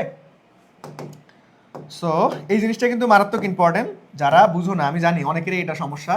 সো আমরা এটা খুব সুন্দর মতো শিখবো। ওকে, তো সবার আগে চলো আমরা অবতল দর্পণ দিয়ে শিখি। অবতল দর্পণে, অবতল দর্পণ, অবতল দর্পণের বেলায় শিখি। ওকে, এই দেখো আমি এমন ভাবে পড়াচ্ছি, এই বেসিকগুলো কিন্তু তোমাদের সিকিউ সমাধানে কাজে লাগবে। ঠিক আছে, এই অধ্যায়ে ধরে ধরে সিকিউ প্রবলেম সমাধান কর তোমরা নিজেই পাওয়া, এটা করে দেওয়ার দরকার নাই আমার। ঠিক আছে, আমি এই যে এখন কিন্তু সিকিউ আলটিমেটলি ব্যাপার স্যাপারগুলো না আমি আস্তে আস্তে আসবো। ঠিক আছে, আজকের ক্লাস করার পরে তোমরা সিকিউ নিজে নিজেই সমাধান করতে পারবা। ওকে, সিকিউ আমাকে ধরে ধরে সমাধান করে দেওয়ার কোনো প্রয়োজনই থাকবে না। সো দেখো, অবতল দর্পণ আমি এখন একটু বেসিক পড়াই দিব তোমাদেরকে। অবতল দর্পণের বেলায় তুমি কি করবে? অবতল দর্পণে কোন পাশে পাড়া লাগানো থাকে? উত্তল পাশে পাড়া লাগানো থাকে বা সিলভারিং করা থাকে। এটা আমরা একটু আগেই জানছি, তাই না? এটা আমরা একটু আগেই জানছি। সো দেখো, এটা যদি পোল বা মেরু হয়, তাহলে দেখো আমরা একটা আপতিত রশ্মি, ধরো এই দিকে একটা আপতিত রশ্মি দিয়ে দিলাম, এইদিকে আমরা একটা আপতিত রশ্মি দিয়ে দিলাম, এইদিকে একটা আপতিত, আচ্ছা এটা কালার বোঝা যাবে না, দেখো এইদিকে একটা আপাতিত রশ্মি দিয়ে দিলাম। তাহলে এই আপাতিত রশ্মিটা বলো দেখি কোন দিকে যাবে? কোন দিকে যাওয়াটা স্বাভাবিক? কোন দিকে যাওয়াটা প্রতিফলিত হবে? কোন দিকে? কোন দিকে যাওয়াটা স্বাভাবিক হবে? কোন দিকে যাওয়াটা স্বাভাবিক হবে? ওকে, তাহলে দেখো আপতিত হয়েছে এইদিকে, যেহেতু এটা অবতল দর্পণ তাহলে কি আমাদের এই দিকে যে কোনো একদিকে চলে যাবে। ঠিক আছে, এই দিকে যাওয়াটা স্বাভাবিক হচ্ছে আমাদের। তাহলে আমাদের অবতল দর্পণের, এই অবতল দর্পণের কেন্দ্র বক্রতার কেন্দ্র বা ব্যাসার্ধ কোথায় থাকে বলো তো দেখি? আমি একটু আগেই তোমাদেরকে পড়ানোর সময় এটা কি বলছিলাম যে একটা গোলকের অংশ। তাহলে এই পুরোটা যদি একটা গোলক হয়, দেখো আমি আবারও তোমাকে চিত্র অঙ্কনটা ভালো মতো দেখাই দিচ্ছি। এই পুরোটা যদি ভাইয়া একটা গোলক হয়, এই পুরোটা যদি একটা গোলক হয়, তাহলে দেখো এইখান থেকে যদি আমরা একটা গোলক অঙ্কন করি, দেখো এটা কি এই গোলকের অংশটা কাইটা নিছি না আমরা? দেখো গোলকের এতটুকু অংশ কাইটা নিছি। তাহলে এই গোলকের কেন্দ্রটা বা ব্যাসার্ধ কোন দিকে হবে? ব্যাসার্ধ তো এইদিকে, তাই না? ব্যাসার্ধ তো এইদিকে হবে, ব্যাসার্ধ তো এইদিকে হবে। তাহলে আমাদের আমাদের এটা কি বক্রতার কেন্দ্র, এইটা কি ফোকাস। তাহলে আমাদের দেখো যেই দিকে যাওয়াটা স্বাভাবিক পড়তেছে সেই দিকে আমরা পজিটিভ ধরি, তার মানে এইটাকে আমরা ধনাত্মক সাইড ধরবো। এটাকে আমরা কি করবো ভাইয়া? ধনাত্মক সাইড ধরবো, ধনাত্মক সাইড। আর এইটাকে কি বলবো? এটাকে আমরা ঋণাত্মক সাইড বলবো, ঋণাত্মক সাইড বলবো। এটাকে কি বলবো ভাইয়া? ঋণাত্মক সাইড। এটা হচ্ছে পজিটিভ সাইড। তাহলে দেখো এখানে কারা কারা পজিটিভ হচ্ছে ভাই? এখানে কিন্তু সবাই পজিটিভ হচ্ছে, কারণ এখানে আমাদের কি আছে? সি আছে, এফ আছে, আর আছে, সবাই সি এফ আর এরা সবাই পজিটিভ, এরা সবাই পজিটিভ, এরা সবাই পজিটিভ। এখন আসো যে ভাইয়া বিম্ব, বিম্ব এইটা কিন্তু মারাত্মক ইম্পর্টেন্ট, এটা কিন্তু মারাত্মক ইম্পর্টেন্ট। এটা কোন কালার দেই রে? এই কালার দেই। দেখো বিম্ব, বিম্বের দূরত্ব কখন পজিটিভ কখন নেগেটিভ এটা ডিপেন্ড করে বাস্তব অবাস্তবের উপরে। ঠিক আছে, সো বিম্বটা যদি এখন কি হয়, ভি এর মানটা যদি আমরা পজিটিভ পাই, এটা ভালো মতো মনে রাখবা, খুবই গুরুত্বপূর্ণ, এটা 3 স্টার দিয়ে দেই। দেখো বিম্বের মান যদি আমরা পজিটিভ পাই, বিম্বের মান যদি আমরা পজিটিভ পাই, দেখো এখান থেকে আমরা যদি বিম্বের মান পজিটিভ পাই, বিম্বের মান যদি positive pi, that means V যদি পজিটিভ হয়, তাহলে এটা পাবো হচ্ছে বাস্তব প্রতিবিম্ব, বাস্তব, বাস্তব। ঠিক আছে, বাস্তব। আর বিম্বের মান যদি নেগেটিভ চলে আসে, নেগেটিভ চলে আসে, তখন এটা পাবো আমরা অবাস্তব, অবাস্তব। তাহলে যখন তোমাকে বলা থাকবে যে ভাই অবাস্তব বিম্ব গঠন হচ্ছে, তাহলে বিম্বের দূরত্ব পজিটিভ নিবা না নেগেটিভ নিবা? অলওয়েজ তোমাকে নেগেটিভ নিতে হবে, অলওয়েজ তোমাকে নেগেটিভ নিতে হবে। এটা কিন্তু মারাত্মক ইম্পর্টেন্ট, সিকিউ এমসিকিউ দুইটার জন্যই। ঠিক আছে, মারাত্মক মারাত্মক মারাত্মক ইম্পর্টেন্ট, কখন পজিটিভ কখন নেগেটিভ হচ্ছে। তাহলে দেখো অবতল দর্পণের ব্যাপারটা বুঝছো? অবতল দর্পণে কোথায় কে পজিটিভ কোথায় কে নেগেটিভ, এটা কি বুঝাইতে পারছি আমি? দেখো অবতল দর্পণে, অবতল দর্পণ হোক আর উত্তল দর্পণ হোক, আমরা সাইন কিভাবে ডিফাইন করব? যে ভাই আপতিত হয়েছে দেখে কোন দিকে চলে যাবে সেই স্বাভাবিক দিকটাকে আমরা পজিটিভ দিক ধরবো। তাহলে অবতল দর্পণে এই দিকে হয়েছে আমাদের যে কোনো একদিকে চলে যাবে, তাহলে এই সাইডটা কি ধনাত্মক সাইড। এই ধনাত্মক সাইডের মধ্যে কারা কারা অবস্থান করতেছে? আমাদের কেন্দ্র, দ্যাট মিনস আমাদের বক্রতার কেন্দ্র, ফোকাস, তারপরে বক্রতার ব্যাসার্ধ, সবাই এই সাইডে অবস্থান করতেছে, তাহলে এরা সবাই পজিটিভ। আর বিম্বর বেলায় বিম্ব যদি এই সাইডে হয়, পজিটিভ মান আসে, তাহলে বিম্বটা বাস্তব হবে। আর বিম্ব যদি নেগেটিভ হয়, তাহলে বিম্বটা আমাদের অবাস্তব চলে আসবে। বুঝতে পারছো? সবাই আমাকে একটু বলো যে ভাইয়া এতটুকু ক্লিয়ার কিনা? এটা কিন্তু মারাত্মক ইম্পর্টেন্ট, এটা মারাত্মক ইম্পর্টেন্ট, ওকে? এটা মারাত্মক ইম্পর্টেন্ট একটা জিনিস। সবাই আমাকে একটু বলো, আমি প্রত্যেকটা মানুষের রেসপন্স দেখতে চাই ক্লাসে। তোমাদের আমি জানি এই অধ্যায়টা অনেকেই একটু ঝামেলা মনে করে, এই এটা কি হচ্ছে না হচ্ছে, কোন দিকে যাবে, কোন দিকে কি হবে, কোনটা পজিটিভ কোনটা নেগেটিভ, ভয় পাও অনেকে। আমি যতটা সম্ভব সহজ করে দেওয়ার চেষ্টা করতেছি তোমাদেরকে। দেখো আমরা কিভাবে ডিফাইন করব যে ভাই অবতল দর্পণে কোথায় সি। এখন তোমরা প্রশ্ন করতে পারো যে ভাই ব্যাসার্ধ বক্রতা এই সাইডে হইল না কেন? ভাই এটাকে আমরা একটা বৃত্তের সঙ্গে তুলনা করবো, তাহলে বৃত্তের, এটা বৃত্তের একটা অংশ কেটে নিছি, ধরো বৃত্তে মানে সরি গোলক, বৃত্ত না গোলক, তাহলে গোলকের একটা অংশ কেটে নিছি, তাহলে গোলকের ব্যাসার্ধটা কোন দিকে হইতো? এই দিকেই তো হইতো, দ্যাটস ওয়াই এটা এই দিকে আসছে। বুঝছো? সবাই কি ক্লিয়ার ভাইয়া? সবাই ক্লিয়ার? কোনো কনফিউশন রাখা যাবে না, কোনো কনফিউশন রাখা যাবে না, সবাইকে ক্লিয়ার হইতে হবে, কোনো কনফিউশন রাখা যাবে না, সবাইকে ক্লিয়ার হইতে হবে, ওকে? আচ্ছা তাহলে চলো আমরা এখন কি শিখলাম যে ভাইয়া অবতল দর্পণ তো শিখে ফেলছি, এখন উত্তল দর্পণ শিখে ফেলবো। উত্তল দর্পণ, উত্তল, ওকে? উত্তল দর্পণ শিখে ফেলবো। তাহলে এখন আমরা উত্তল, উত্তল, উত্তল দর্পণ, ঠিক আছে? উত্তল দর্পণ। সো নর্মালি তোমাদের ক্লাস 10 এর মধ্যে অবতল আর উত্তল দুইটাই আছে, অবতল উত্তল দুইটাই আছে, ঠিক আছে? ওই দ্বি অবতল দ্বি উত্তল এগুলা নিয়ে তেমন কোনো কথাবার্তা তেমন বলা নাই, ওকে? আচ্ছা এই দুইটা বুঝলেই তোমাদের এনাফ। দেখো আমাদের উত্তলটাকে যদি আমরা একটু অঙ্কন করা ট্রাই করি, উত্তল তাহলে কোন পাশে লাগানো থাকবে ভাই? পারা। অবতল পাশে পারা লাগানো থাকবে, অবতল পাশে, অবতল পাশে পারা লাগানো থাকবে, অবতল পাশে পারা লাগানো থাকবে, ওকে? অবতল পাশে পারা লাগানো থাকবে, ঠিক আছে? সো এই চিত্রটাকে আমি আর একটু সহজ করে দিই তোমাদেরকে, এটা তোমাদেরকে বোঝানোর সুবিধার্থে আমি একটু উল্টা করে আর্ট করি, আমি একটু উল্টা করে আর্ট করি, ঠিক আছে? এইটা এইভাবে আর্ট করে দিই। তাহলে উত্তল দর্পণ কোন পাশে পারা লাগানো থাকবে ভাই? অবতল পাশে, অবতল পাশে পারা লাগানো থাকবে। তাহলে এইটা কি, এতটুকু থেকে এতটুকু এই অংশটা কি গোলকের একটা অংশ না? এতটুকু কি ভাই গোলকের একটা অংশ না? দেখো আমি আবারও তোমাকে চিত্র অঙ্কন করে দেখাচ্ছি। তাহলে এই জিনিসটা কি একটা গোলকের অংশ না? দেখো এই যে ধরো এই গোলক থেকে এটা কাইটে নিছি। তাহলে সবাই আমাকে বলো, সবাই আমাকে বলো যে ভাই এটার ব্যাসার্ধ এইখানে হবে নাকি এইখানে হবে? দেখো পারাজ এই সাইডে থাকবে, পারাজ এই সাইডে থাকবে। দেখো এইটার আলটিমেটলি ব্যাসার্ধ কোন সাইডে হবে? এই যে প্রথম সাইড এই সাইডে হবে ব্যাসার্ধ, নাকি এটা দ্বিতীয় সাইড? কোন সাইডে হবে সবাই আমাকে একটু বলো দেখি, কোন সাইডে হবে?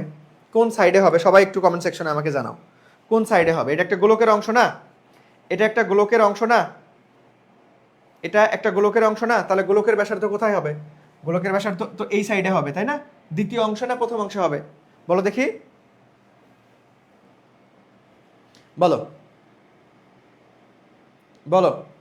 এই যারা এই যে উল্টাপাল্টা কমেন্ট করতেছো, তোমাদের আলটিমেটলি এই এই উল্টাপাল্টা কমেন্ট বাদ দিয়ে, তোমরা উল্টাপাল্টা কমেন্ট বাদ দিয়ে যদি একটু ঘুমাও, ঠিক আছে, শান্তি মতো একটা ঘুম দাও, তোমাদের শরীরের জন্য এটা অনেক বেশি উপকার হবে, ঠিক আছে?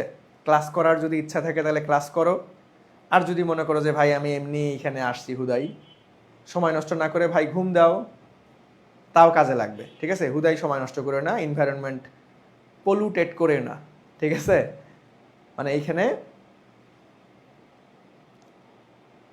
হুদাই একগুলান মানে এই দেখো আলটিমেটলি যে তোমাদের কমেন্ট বা তোমাদের কথাবার্তা বা তোমাদের আচরণ এটা কিন্তু তোমাদের পরিবারকে প্রতিনিধিত্ব করে, ওকে?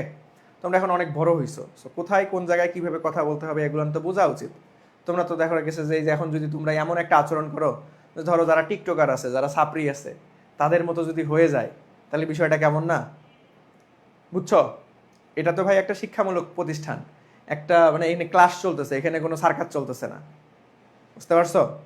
এখানে কি কোনো যাত্রাপালা হচ্ছে, কোনো বান্দর খেলা দেখানো হচ্ছে, বা কোনো মানে এখানে কি মানে হাসি কৌতুক করানো হচ্ছে? হ্যাঁ আমরা মাঝে মধ্যে একটু গল্প করি, সেটা পড়াশোনা রিলেটেড, পড়াশোনাকে সহজ করার উদ্দেশ্যে। সো ক্লাসের মধ্যে এই হুদাই তুমি এটাকে স্মার্টনেস বলে না, ঠিক আছে? যে আইসা একটা কমেন্ট করলা আমি সিঙ্গেল, সিঙ্গেল হইছস তা কি হইছস ভাই? তোরে কি এখন ধরে আমরা বিয়ে পড়াই দিব? মানে কি তোমাদের মানে আলটিমেটলি ন্যূনতম কমন সেন্স কি নাই? মানে এটা কিছু হইল কি রে ভাই তোরা? এটাই এটাই মানে কি বলবো তোদের, আমার বলার ভাষায় হায়রা ফেলছি। এটি কোনো আচরণ হইল? মানে এটা তারা কি বুঝতে চাচ্ছস তোরা, যে তোরা খুবই স্মার্ট, যে মানে আলটিমেটলি এইখানে আইসা বলতেছস যে আমি সিঙ্গেল, প্লিজ আমার সাথে কেউ প্রেম করেন?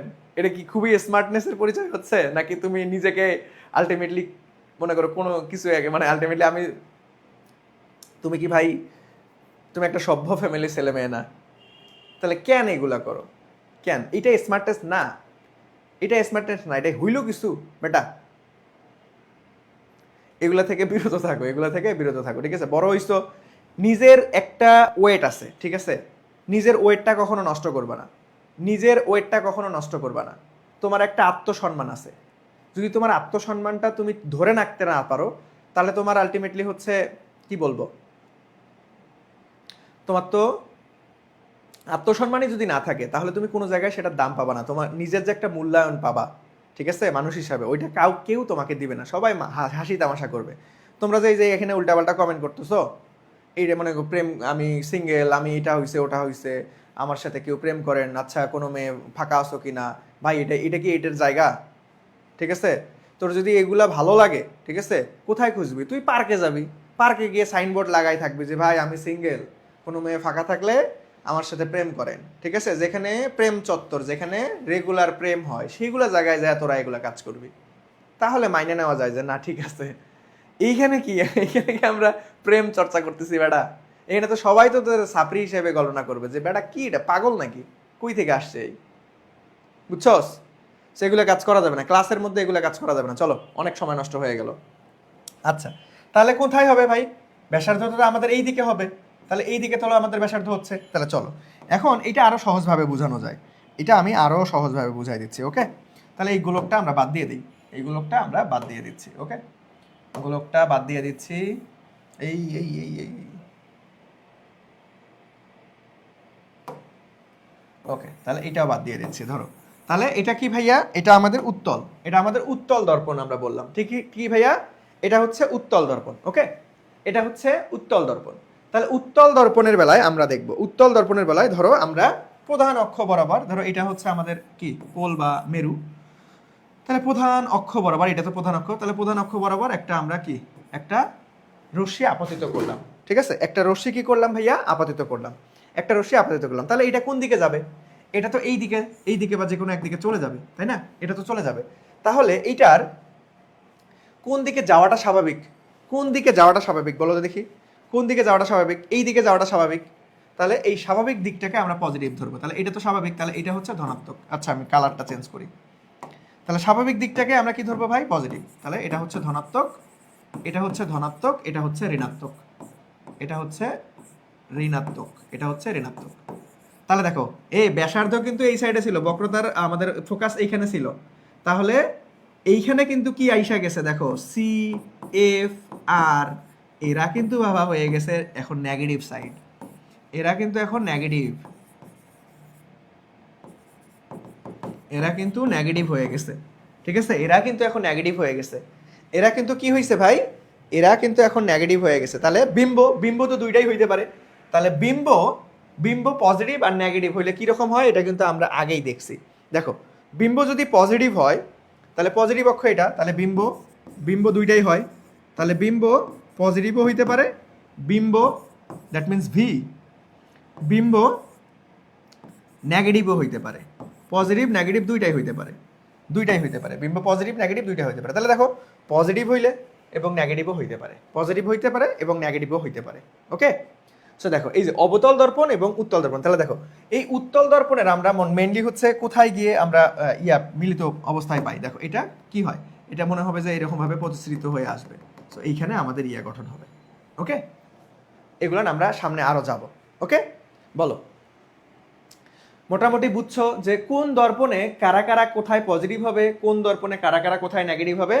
তোমার সিকিউ বা এমসিকিউ যাই বলো না কেন, এই চিহ্ন কোথায় কোনটা হবে এইটা ভাইয়া মনে না রাখতে না পারলে তুমি অবশ্যই, আমি 100% গ্যারান্টি দিচ্ছি, তুমি শুভঙ্করের ফাঁকির মধ্যে পড়ে যাবা। যেই রকমটা আমাদের এই কোশ্চেনটা ছিল, দেখো যেরকমটা আমাদের এই কোশ্চেনটা ছিল, এখানে পজিটিভ নেগেটিভ কোনো কিছুই কিন্তু দেওয়া নাই, এখানে কিন্তু পজিটিভ নেগেটিভ কোনো কিছুই কিন্তু দেওয়া নাই, কিন্তু দেওয়া ছিল উত্তল। তাহলে এখনই আমরা শিখলাম এই উত্তলের বেলায়, উত্তলের বেলায়, উত্তলের বেলায় কি শিখলাম ভাইয়া? C R F, C R F বক্রতার কেন্দ্র, ফোকাস, বক্রতার ব্যাসার্ধ, এরা অলওয়েজ নেগেটিভ, এরা অলওয়েজ নেগেটিভ। এখানে কখনোই পরীক্ষায় প্রশ্নে বলা থাকবে না এটা নেগেটিভ মান দেওয়া থাকবে, পজিটিভই থাকবে, তোমাকে নেগেটিভ ধরতে হবে। সবাই কি বুঝছো? তাহলে তুমি মনে রাখবা যে ভাই অবতলের বেলায় এগুলা plus plus, C F R হচ্ছে আর, এরা প্লাস অবতলে, উত্তলের মাইনাস। আর বিম্বটা কি পজিটিভ নেগেটিভ দুইটাই হইতে পারে। পজিটিভ হইলে, বিম্ব পজিটিভ হইলে আমাদের বাস্তব প্রতিবিম্ব পাবো, বিম্ব নেগেটিভ হইলে আমাদের অবাস্তব প্রতিবিম্ব পাবো। এতটুকু মনে রাখলে এনাফ ইনশাআল্লাহ। ওকে, এতটুকু মনে রাখলে এনাফ। এসএসসি লাইফে এর বাইরে লাগবে না, এসএসসি লাইফে এর বাইরে ইনশাআল্লাহ লাগবে না। সবাই কি বুঝছো? সবাই কি বুঝছো ভাইয়া? আমাকে একটু বলো দেখি, সবাই কি বুঝছো কিনা? সবার 100% ক্লিয়ার কিনা যে চিহ্ন কোথায় কি হবে, চিহ্ন কোথায় কি হবে, চিহ্ন কোথায় কি হবে, আমাকে একটু বলো ক্লিয়ার কিনা, যে কারা কখন পজিটিভ কারা কখন নেগেটিভ, কারা কখন পজিটিভ কারা কখন নেগেটিভ। এই স্লাইডটা মারাত্মক ইম্পর্টেন্ট, এটা হচ্ছে একদম 100% 100% ইম্পর্টেন্ট, 100% ইম্পর্টেন্ট। এইখান থেকে তোমার প্রশ্ন মাস্ট আসবে ইনশাল্লাহ, এইখান থেকে তোমার প্রশ্ন মাস্ট আসবে ইনশাল্লাহ।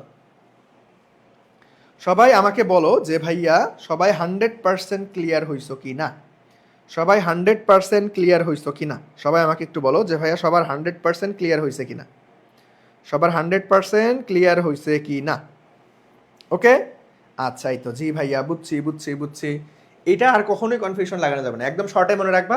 অবতলে সি এফ আর এরা সবাই পজিটিভ, উত্তলে সি এফ আর এরা সবাই নেগেটিভ। বিম্ব পজিটিভ নেগেটিভ দুইটাই হইতে পারে, পজিটিভ হইলে বাস্তব, নেগেটিভ হইলে অবাস্তব, শেষ। ওকে, আচ্ছা তাহলে চলো এখন আমরা সামনের দিকে একটু যাব। দেখো এখানে কি বলছে ভাইয়া, প্রশ্নটা একটু উত্তর করার ট্রাই করো। যে ভাইয়া চকচকে চামচের, ঠিক আছে, চামচ চামচ যেটা দিয়ে আমরা ধরো খাই, ঠিক আছে, চকচকে চামচের উত্তল অংশে কি বলছে, এই আমি একটু কালারটা চেঞ্জ করে নিই। সো এখানে বলে দিচ্ছে উত্তল অংশে তাকালে নিজের প্রতিবিম্ব কেমন মনে হবে। এই উত্তল অংশে, উত্তল অংশে, উত্তল অংশের বেলায়, উত্তল অংশের বেলায়, উত্তল অংশের বেলায় প্রতিবিম্ব কি হয় বলো দেখি। উত্তল অংশের বেলায়, উত্তল অংশে বলো, উত্তল আয়নার মতো যদি কাজ করে তাহলে উত্তলের বেলায় কি হয়, উত্তলের বেলায় কি হয় একটু আগেই তোমাদেরকে বললাম। উত্তলের বেলায়, উত্তলের বেলায় ধরো আমাদের এটা যদি উত্তল হয়, এটা যদি উত্তল হয় তাহলে অবতল পাশে লাগানো থাকবে, পাড়া লাগানো থাকবে, তখন কি হয় আমাদের প্রতিশ্রিত হবে বলে মনে হয় বিম্বটা। ওকে, তাহলে দেখো এখানে কি হবে, উত্তলের বেলায় কি হবে, উত্তলের বেলায়, উত্তলে কিন্তু বলো, উত্তল আর অবতল, উত্তলে বিম্বটা আমরা কিরকমটা হবে, সোজা, ছোট, বর্ধিত, কি হবে দেখি। এটা একদম থিওরি টাইপ একটা প্রশ্ন, বলো দেখি। 9 নাম্বারের কি হবে, 9 নাম্বারের কি হবে, 9 হবে ক, সোজা ও ছোট। ঠিক আছে, এই বিষয়টা আমরা আরো ইন ডিটেলসে পড়তেছি, দাঁড়াও সামনে গিয়ে আরো ইন ডিটেলসে পড়তেছি আমরা। আমাদের সোজা ও ছোট হবে, এটা আরো ইন ডিটেলসে পড়বো সামনে, একটু আগাই। দেখো দেখো পরেরটা কি বলতেছে, পরেরটা কি বলতেছে সামনে আবার আমি যখন চিত্র অঙ্কন করে দিব তখন বিষয়গুলো আরো ক্লিয়ার হবে। পরেরটায় চলে আসি আমরা, দেখো পরেরটায় চলে আসি আমরা, পরেরটায় চলে আসি। দেখো পরেরটা কি বলছে, যে দর্পণটির বক্রতার ব্যাসার্ধ কত, দ্যাট মিনস আমাদের সির মান বের করতে বলছে তোমাকে, বক্রতার ব্যাসার্ধ কত দেওয়া আছে। ওকে, আচ্ছা তাহলে আমাকে সবার আগে দেখতে হবে যে ভাইয়া এখানে কার কার মান দেওয়া আছে। এখানে দেখো ফোকাসের মান দেওয়া আছে, ফোকাস 10 সেন্টিমিটার, অপশনগুলান কিন্তু মিটারে আছে, অপশনগুলান মিটার সেন্টিমিটার দুইটাই আছে, তাহলে সেন্টিমিটারে আগে রাখবো, যদি না মিলে তাহলে ওইখান থেকে একক কনভার্ট করে দিতে হবে, তখন আমাকে মিটারে নিয়ে যেতে হবে। তাহলে দেখো আমরা ফোকাস এবং বক্রতা, that means C, C R F এর একটা সম্পর্ক তো একটু আগেই শিখলাম ভাইয়া, সি আর এফ এর একটু আগে একটা সম্পর্ক শিখলাম যে ভাইয়া এফ ইকুয়াল টু কি লেখা যায়, আর ডিভাইডেড বাই 2। তাহলে তোমার বের করতে বলছে ভাই কার মান, বক্রতার ব্যাসার্ধ আর এর মান, তাহলে R equal to 2f, R equal to কত হবে 2f। তাহলে এফ এর মান কত ভাইয়া, এফ এর মান দেওয়া আছে 10, দ্যাট মিনস দেখো তাহলে 10 তার মানে 20 সেন্টিমিটার। তো দেখো তো সেন্টিমিটার এককে আছে, এই যে ক নাম্বার অপশনটা তোমরা খুশির ঠেলায় অনেকে দাগাই দিবা, ক নাম্বার অপশনটা খুশির ঠেলায় অনেকেই দাগাই দিবা, আমি জানি ক নাম্বার অপশনটা তোমরা খুশির ঠেলায় অনেকেই দাগাই দিবা, ক নাম্বার অপশনটা খুশির ঠেলায় অনেকেই দাগাই দিবা, কিন্তু খুশির ঠেলায় দাগাই দিলে ভুল হয়ে যাবে বাবা। ফিজিক্সে মাথা ঠান্ডা রেখে পরীক্ষা দিতে হয়। ওকে, ফিজিক্সে মাথা ঠান্ডা রেখে পরীক্ষা দিতে হয়। দেখো এখানে মিটার আছে, একক কনভার্সন মারাত্মক ইম্পর্টেন্ট, একক কনভার্সন, একক কনভার্সন, একক কনভার্সন ব্যাপারটা মারাত্মক ইম্পর্টেন্ট। ওকে, একক কনভার্সন ব্যাপারটা মারাত্মক ইম্পর্টেন্ট, বুঝতে পারছো? সো এখানে মিটার ফাঁদে পা দেওয়া যাবে না, আমাদের অ্যান্সার হচ্ছে সেন্টিমিটার, দ্যাট মিনস গ নাম্বারটা রাইট অ্যান্সার। অ্যান্সার কিন্তু সেন্টিমিটার, দ্যাট মিনস গ নাম্বার। এই তো তোমরা মোটামুটি শুভঙ্করের ফাঁকিতে পা দাও নাই, সবাই গ নাম্বার গ নাম্বার, হ্যাঁ 20 সেন্টিমিটার 20 সেন্টিমিটার, সাবাস। ওকে আচ্ছা চলো চলো সামনের দিকে যাব আমরা। দেখো অবতল দর্পণের ফোকাসে একটি বস্তু স্থাপন করলে এর বিবর্ধন কি হবে? অবতল দর্পণের ফোকাসে কি করলে কি হবে? এখন এই যে এই অবতল দর্পণটাই পরীক্ষায় তোমাদের এসএসসি লাইফে ইনশাআল্লাহ আমি আশাবাদী এখান থেকে মাস্ট একটা অবতল দর্পণের প্রকৃতি থেকে একটা প্রশ্ন আসবে, মারাত্মক ইম্পর্টেন্ট একটা জিনিস। অবতল দর্পণের প্রকৃতি থেকে মাস্ট ইনশাআল্লাহ একটা প্রশ্ন তুমি পাবা। অবতল দর্পণের প্রকৃতি থেকে একটা প্রশ্ন তুমি পাবা, মানে অবস্থান, আকৃতি, প্রকৃতি ইত্যাদি নির্ণয় করতে বলবে। ঠিক আছে, চলো এইটা প্রশ্নটা আমি পরে দেই। দেখো এইটা এমন একটা টেকনিক তোমাকে আমি শিখাবো এখন, তোমাদের এমন একটা টেকনিক শিখাবো, এই একটা টেকনিক দিয়ে অবতল দর্পণের সব কিছু তুমি মনে রাখতে পারবা। কখন সোজা হবে, কখন উল্টা হবে, কখন খর্বিত হবে, কখন বিবর্ধিত হবে, কখন কোনটা বক্রতার কেন্দ্রে দিয়ে যাবে, কখন কোনটা ফোকাস দিয়ে যাবে, কখন কোনটা অসীমে যাবে। একদম একটা মাত্র নিয়ম শিখবো, এটা দিয়ে ইনশাল্লাহ সব প্রশ্নের উত্তর করা যাবে। এই নিয়মটা প্লিজ আমি তোমাদেরকে রিকোয়েস্ট করতেছি, সবাই মনোযোগ দিয়ে আমার কথা শুনবা। বুঝতে অসুবিধা হলে অবশ্যই আমাকে বলবা। আজকে যদি এই নিয়মটা শিখতে পারো তাহলে তোমার এই প্রশ্নগুলান তুমি দেখা মাত্রই 1 সেকেন্ডে উত্তর করে দিতে পারবা। দেখো আমি তোমাকে খুব সহজভাবে পড়াচ্ছি যে ভাইয়া আমাদের অবতল দর্পণের আমাদের অবস্থান, প্রকৃতি এবং আলটিমেটলি আকৃতি এগুলান কীরকমটা হবে। অবস্থান, প্রকৃতি, আকৃতি নির্ণয়।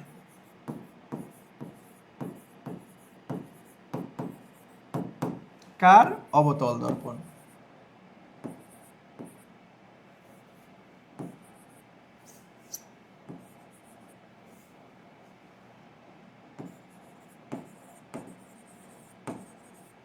অবতল দর্পণ।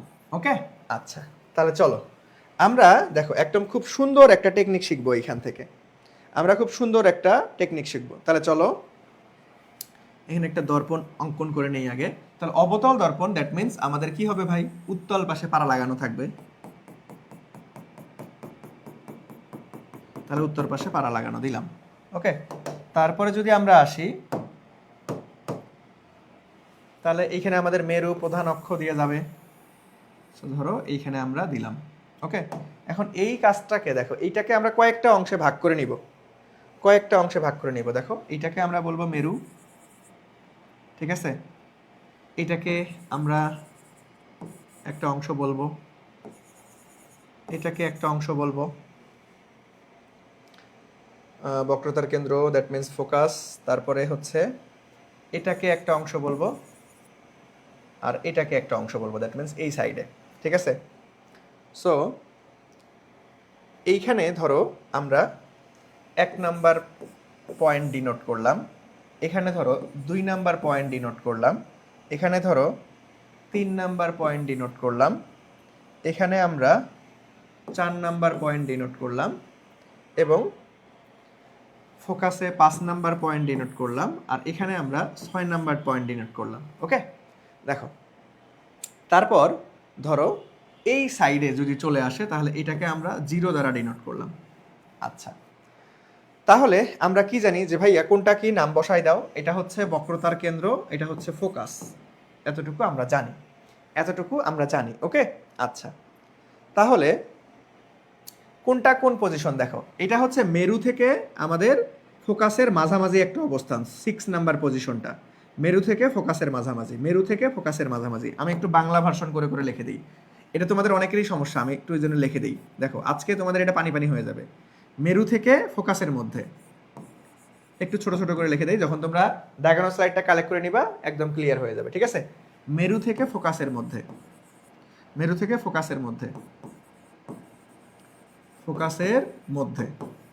এগুলো কিন্তু সিকিউ এর জন্য কাজে লাগবে। মেরু থেকে ফোকাসের মধ্যে। আবার এটা কি? এটা তো আমাদের ডিরেক্ট ফোকাস। এটা কি ভাইয়া? এটা হচ্ছে ডিরেক্ট ফোকাস। এই 4 নাম্বার পয়েন্টটা কি বলতেছি আমরা? 4 নাম্বার পয়েন্টটাকে বলতেছি আমরা যে ভাইয়া আমাদের ফোকাস এবং বক্রতার মধ্যে, ফোকাস ও বক্রতার মধ্যে, ফোকাস ও বক্রতার মধ্যে। আর এটা কি, এটা হচ্ছে আমাদের বক্রতা, বক্রতার কেন্দ্র, বক্রতার কেন্দ্র, ঠিক আছে।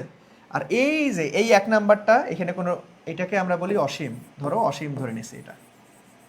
আর 2 নাম্বারটা কি, বক্রতা এবং অসীমের মাঝখানে, বক্রতা এবং অসীমের মাঝখানে, ঠিক আছে, বক্রতা ও মধ্যবর্তী স্থান, মাঝখানে না তো মধ্যবর্তী স্থান, বক্রতা ও অসীম, বক্রতা ও অসীম, অসীমের, অসীমের মধ্যে, অসীমের মধ্যে, মধ্যে, ওকে। আচ্ছা, সো সবাই একটু বলো দেখি কোন পয়েন্টটাকে কি দ্বারা ডিনোট করছি, এতটুকু ক্লিয়ার? বলো এতটুকু ক্লিয়ার ভাইয়া, যে 1 2 3 4 5 6 0 এগুলাকে আমরা যেভাবে করলাম, ঠিক আছে, এটা বলো। আর এটাকে তাহলে কি, এটাকে পিছন সাইডে, এটাকে আমরা বললাম পিছন সাইডে, পিছন সাইডে, পিছন সাইডে, ঠিক আছে, পিছন সাইডে, পিছন সাইডে আমরা বললাম এটাকে, ঠিক আছে। দেখো আমাকে একটু বলো, আমাকে একটু বলো যে ভাইয়া এই 1 2 3 4 5 6 7 8, মানে 7 8 না তো 6, তারপরে হচ্ছে 0, এই কয়েকটা পয়েন্ট দ্বারা আমরা কি কি পড়ছি বা কি কি বুঝলাম, মানে কি কি ডিনোট করছি, এতটুকু সবাই ক্লিয়ার? বলো বলো, এতটুকু সবার ক্লিয়ার? প্রতিদিন এত রাতে ক্লাস হবে না বাবা, তোমাদের তো এসএসসি পরীক্ষা একটু মাথায় রাখতে হবে, আজকে আমাদের ক্লাস, ওকে ওকে, ঠিক আছে।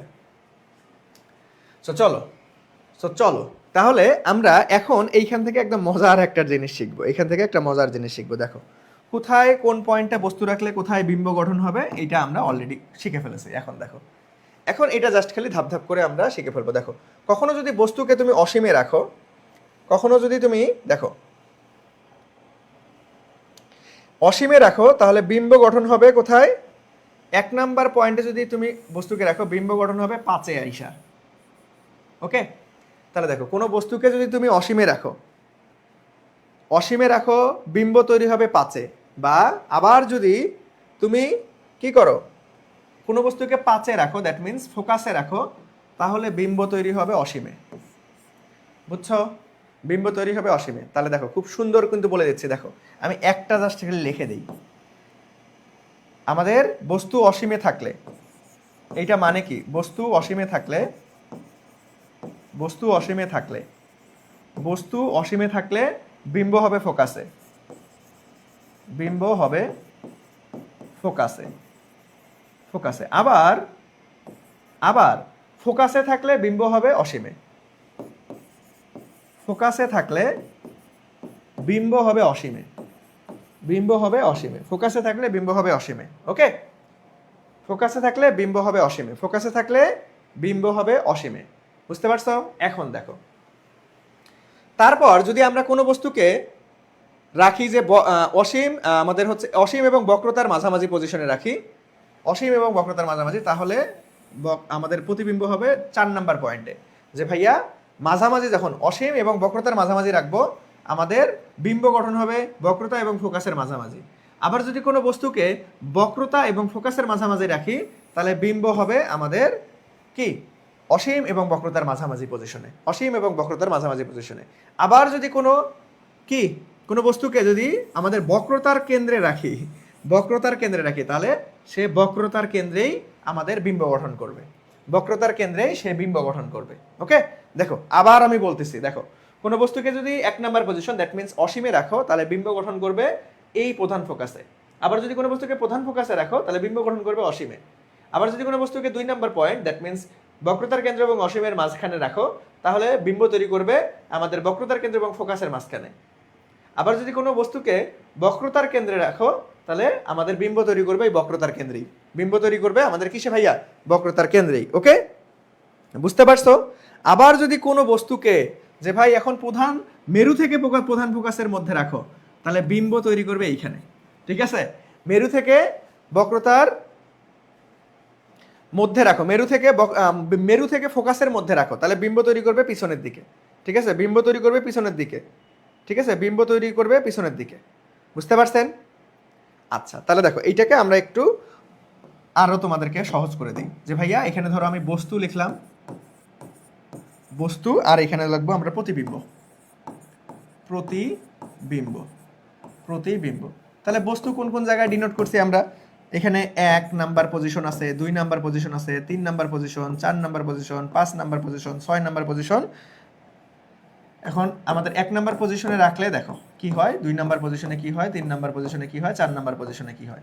দেখো আমি কিভাবে মনে রাখবা, দেখো দুইটা মাঝামাঝি পয়েন্ট আছে, একটা হচ্ছে অসীম থেকে বক্রতার মাঝামাঝি, আর একটা হচ্ছে বক্রতা থেকে ফোকাসের মাঝামাঝি।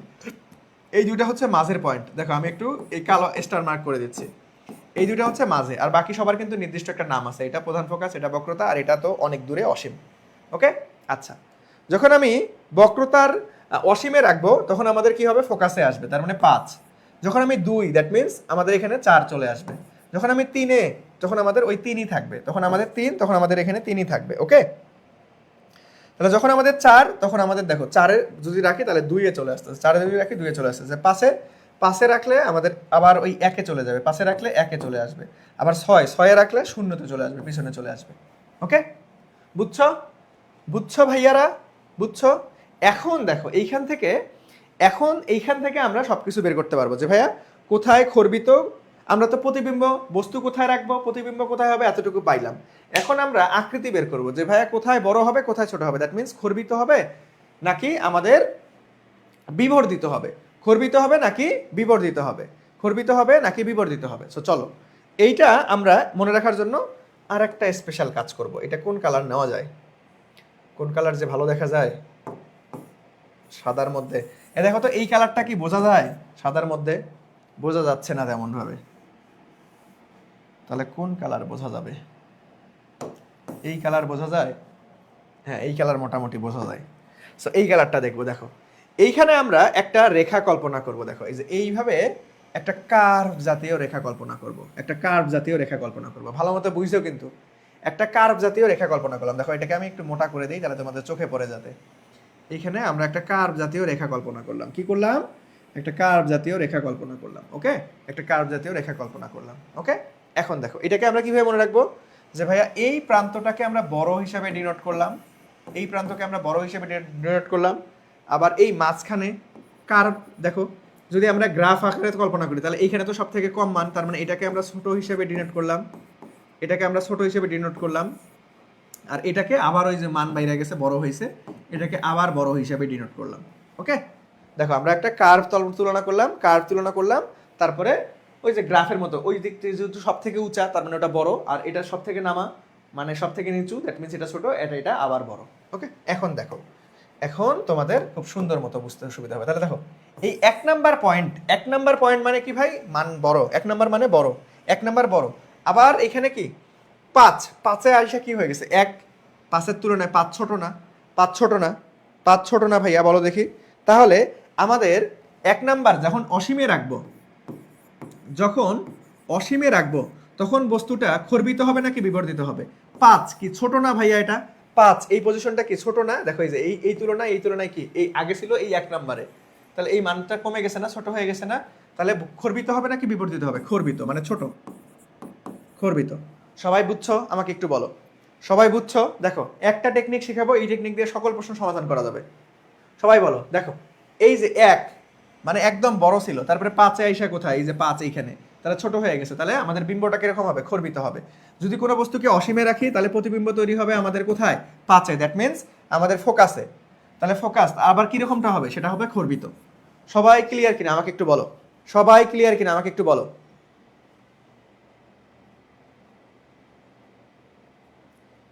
সবাই ক্লিয়ার কিনা বলো তো দেখি।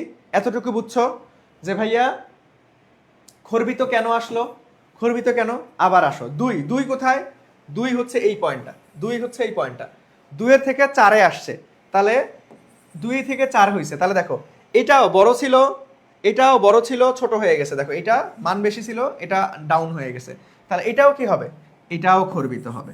এটা কি হবে? এটাও খর্বিত হবে। এটা কি হবে? এটাও খর্বিত। এখন 3-এ আসো, তাহলে 3-3 আছে, 3 তো 3-এই আছে, তাহলে 3 তো 3-এই আছে, এইখানে আমাদের কি হবে না? এইখানে তো আলটিমেটলি কোনো কিছু দরকার নাই, তো 3 তো ওইখানেই আছে। আবার আসো 4-এ, 4 এই যে 4 প্রথমে ছিল, 4 আসলে কি হবে? 4 থেকে 2-এ গেছে, 4 এইখানে আর 2 হচ্ছে এইখানে, তাহলে উল্টা না? বেড়ে গেছে না বাবা? বেড়ে গেছে না? তাহলে কি হবে? 2 বেড়ে গেছে না? তাহলে এইখানে হবে বিবর্ধিত, বিবর্ধিত।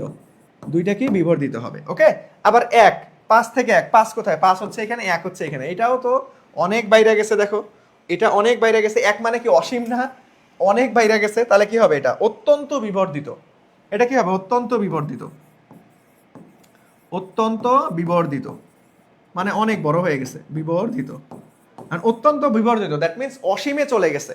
ঠিক আছে, যেহেতু অসীমে চলে গেছে তাহলে তোমাদের বইয়ে এটা এরকম ভাবে বলা আছে যে কোনো বিম্ব তৈরি হবে না, যেহেতু আমরা অসীম পর্যন্ত দেখতে পাই না, যেহেতু আমরা অসীম পর্যন্ত দেখতে পাই না, এই জন্য তোমাদের এইভাবে বলা আছে যে ভাইয়া কি হবে, কোনো বিম্ব তৈরি হবে না।